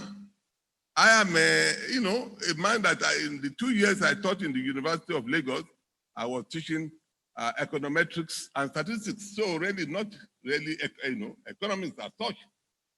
But I can tell you that anytime I listen to His Excellency Peter Obi, I know that really this should be the head of a think tank in Nigeria for progress. And so I am very, very proud that really the University of Nigeria in Nsukka produced you and produced you in 1984. Ladies and gentlemen, I constantly pray for you. I pray for this university. And I pray that really they will understand that really they themselves, they are what I call an agent of positive transformation.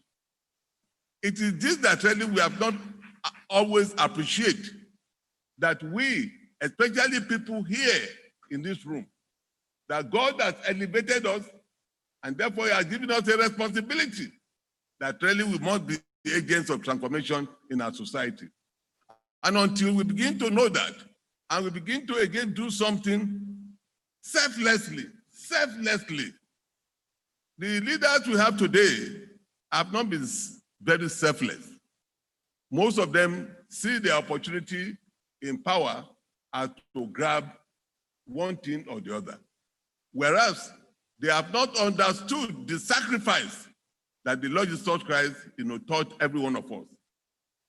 If I may tell you, and I told my people in council some few days ago, I told them two things I've always put at my motto. And the first one, really, is what you see in Matthew 5:41. It says, if your friend asks you to go within 1 mile, go with him 20. And this thing was well touched to me, that really what it means is that really you must always go extra mile. And therefore, in every relationship I have with anybody, I go extra mile. And it is my going extra mile that when I came here, I said I was not going to receive a kobo, and I've never received a kobo. How I wish, that really I have more money. I will have surprised you. But ladies and gentlemen, all I'm just telling you here is that really learn to go extra mile. When you go extra mile, our God will reward you and He will bless you. And the other motto, which I always hold, is what you find in Luke 9:23, when Jesus told people that really, whoever wants to follow me must deny himself, take up his cross daily and follow. And that is precisely really what I've come to do here at the University of Nigeria Nsukka. I've tried to deny myself. I've tried to love people with all my heart. And I pray that when we saw the problem with what do you call them, the alumni, we took it upon ourselves to bring them together. And I'm very happy today that really the alumni, they have come together. And my prayer for them is that then they will again make sure that they reunite all those people that really have been in one form of conflict or the other. And they must just know that really they are supposed to love themselves. So, ladies and gentlemen, I want to bless you. May the Lord bless you all. May the Lord make you to be an agent of transformation for this country, and that this country will not remain poor. And we shall do all the things that really our speaker has said, which is that really we must emphasize education. And then we must again know that really it is the private sector that should drive the economy. Now, and I pray that really all those will happen in our time. And so may the Lord, oh God, bless you. Make this university, not only that really you are the first indigenous university in Nigeria, but make you to be a role model for other universities in the country. And so I want to thank all of you. I want to thank the federal government for, in fact, that we represent when we are here. I want to thank them, especially in terms of what they have been doing to assist us, because many of you do not know that the federal government gives us a lot of money through the TED Fund, with which really we do a lot of infrastructural development in the university. And all I'm telling the alumni today is that any institution at 60, will experience infrastructural decay unless you do your very best to assist. And you are the first product of this university, and therefore you must see, in terms of your responsibility, to develop this university and to build the infrastructure and to refurbish everything that is really is getting old here. May the Lord give you the vision to do that. And may the Lord bless every one of us who we have been here. And once more, I want to thank the VC. I want to thank everybody, especially all the deans who are doing their very best, who are receiving almost peanuts when you compare with other places in the world. But have the mind that God will bless you and will reward you in Jesus' name.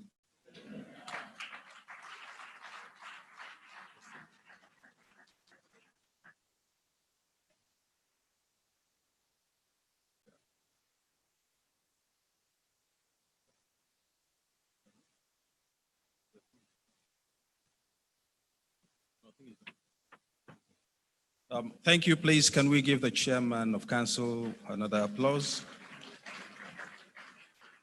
I'll make some very quick announcements, and then the Deputy Vice Chancellor will give the vote of thanks.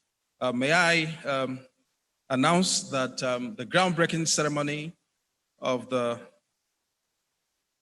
new building that is being built by the 1985 Faculty of Engineering class is scheduled for tomorrow. A round of applause, because I understand the alumni of 85 are represented. Engineer Alex Anosike is from that class and will be representing the 1985 class at the groundbreaking ceremony. I understand it's a two-story building that will have classrooms and offices. Thank you very much to the 1985 alumni class. May I also acknowledge the very kind support that we have received from Soundhouse Electronics Media. They have powered all the electronics and all the connections, the audio, the visual that has made this semi-virtual, semi-physical, unique Founders Day lecture. They've made it possible. And the mind behind the mask is our own alumnus of the Faculty of Engineering, Engineer Okezie Onyemelukwe. He actually does this as a contribution every year to the university. And he does take a very little fraction of what it would cost him to deploy this magnificent piece of science elsewhere. Please, a round of applause in appreciation of Okezie Onyemelukwe. Lunch will be served in this order. Members of the Governing Council, our distinguished guests, the guest lecturer, of course, the special guest of honor, and all those that accompanied His Excellency, the guest lecturer, to this place, will be served lunch at the Vice Chancellor's residence. The deans and directors would also be served lunch at the Vice Chancellor's residence. When you get there, we'll separate Paul from Barnabas.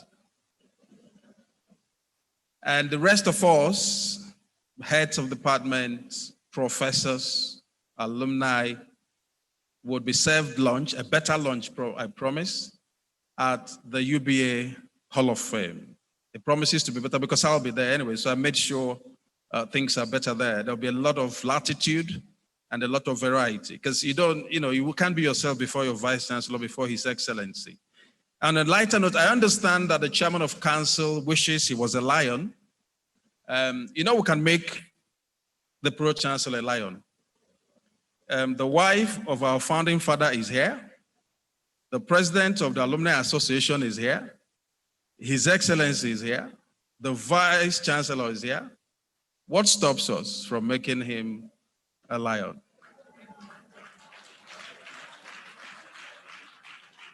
So it's always a pleasure to have you in our midst. Well, thank you for finding time to come and for the stamina to stay on. I heard you've been around since Monday. We wish you would stay a little longer to be part of what other things we have to do for the week. But if you decide to go, may the good Lord lead you safely home to your loved ones. And please come as often as you can afford to come. Thank you very much. And I'm sure you will say us well when you get back to Lagos. And when your alumni from the University of Ibadan come calling, please tell them that you wish you were a lion. Thank you, sir.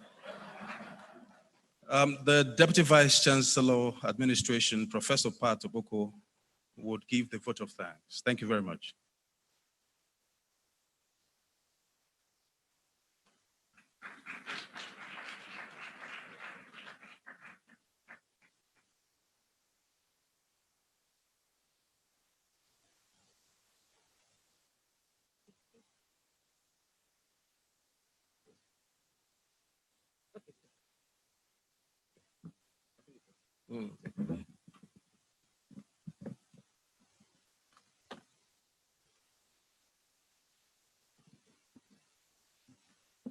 The chairman of the occasion,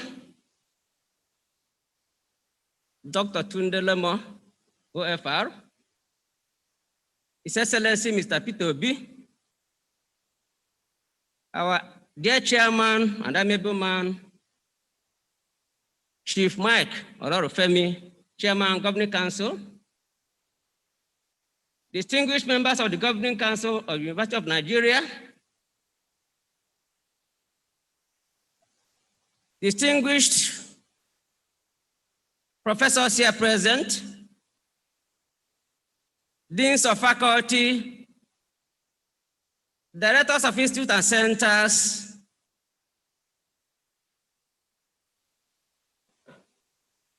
great lions and lionesses, ladies and gentlemen, I want to thank God for this great day. I want to believe, like you are, that 60 years of any institution is worth celebrating. The University of Nigeria is 60 years. But at 60, you always need to be maintained. That explains why we are beckoning on our alumni friends of the university, and other well-meaning Nigerians to support our cause of development. A man of 60 or a woman of 60 will know what I'm talking about. They will normally thank God, but they require supplements to maintain ailing parts. The implication is that the University of Nigeria has many areas that require maintenance, and therefore, we need to do a bit. And that explains the concept of the capital campaign, which His Excellency has launched on behalf of the university. And we want to assure you that the resources that will come from there will be judiciously used for the benefit of the University of Nigeria.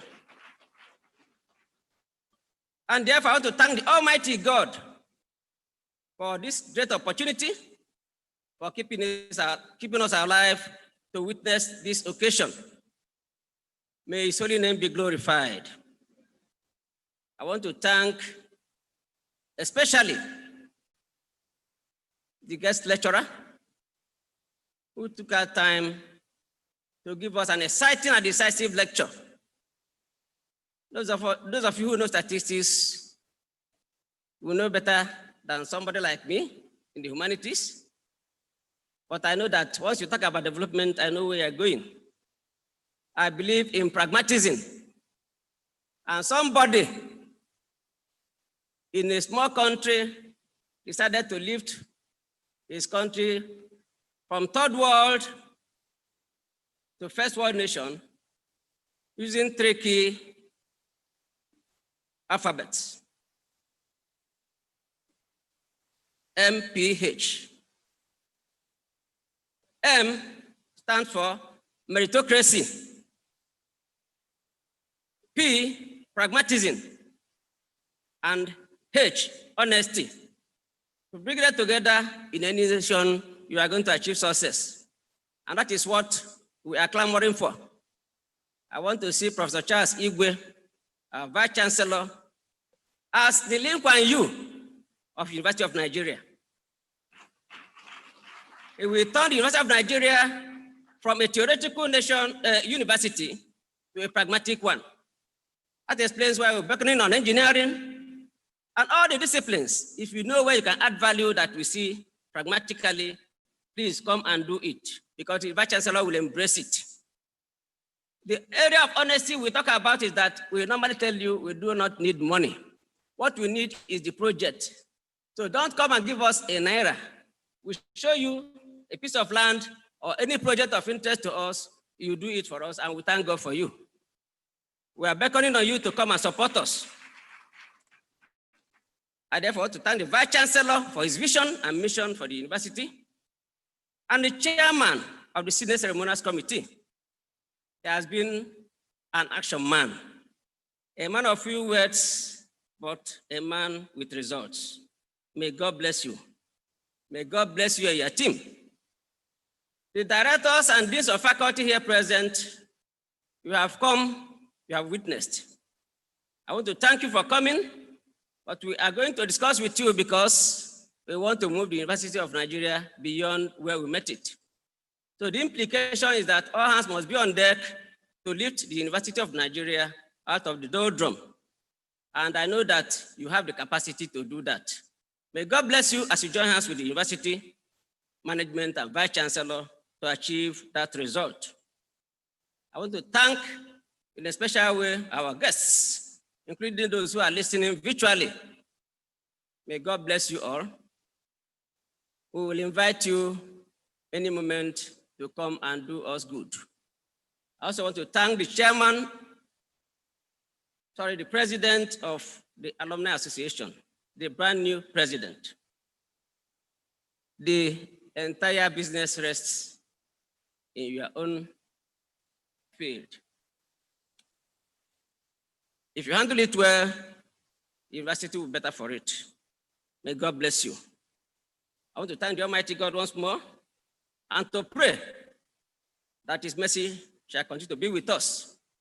May He guide you and may He lead you safely to our destinations as you live here. Thank you very much.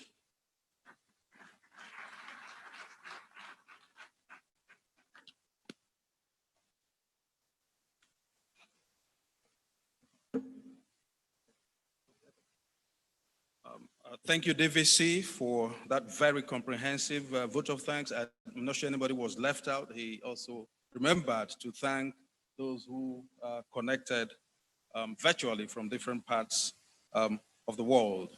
May I remind us, please, of the groundbreaking ceremonies that are taking place tomorrow, that of the Center for Entrepreneurial Development and Research, and that of the Faculty of Engineering. The Vice Chancellor would be grateful if we could find time to be present at both occasions. It's my pleasure to most respectfully at this point invite to say the closing prayer, Dr. Obi Onubogu.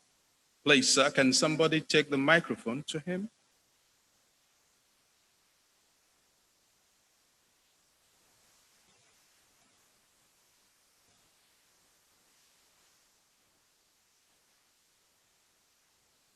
Let us rise up in closing prayer. We have witnessed the awesome presence of God in this occasion. Praise the Lord, praise the Lord. Let the earth hear his voice. Praise the Lord, praise the Lord. Let the people rejoice. Oh, come to the Father through Jesus the Son, and give him the glory. Great things he has done. Almighty Father, for the great things you have done, we stand to give you glory. On this special day, this 60th Founders Day, we thank you. We are careful to note the good you have done to this great institution. In raising up people across tribes and across the nation in leadership, we want to thank you. Lord, our prayer is this, that you strengthen the Vice Chancellor and all the principal officers. Cause them, dear Lord, to intensify the vision of the fathers, oh God, that as we listen to this, your son, the guest lecturer, bringing out those points, the leadership also will apply them to this institution. In the end, your name will be glorified in Jesus' name. Send us home with your blessings, oh God. And may we continue to rejoice in you and further celebrate you. In the name of the Father, and of the Son, and of the Holy Spirit. Can we say louder, amen? Better, thank you so much.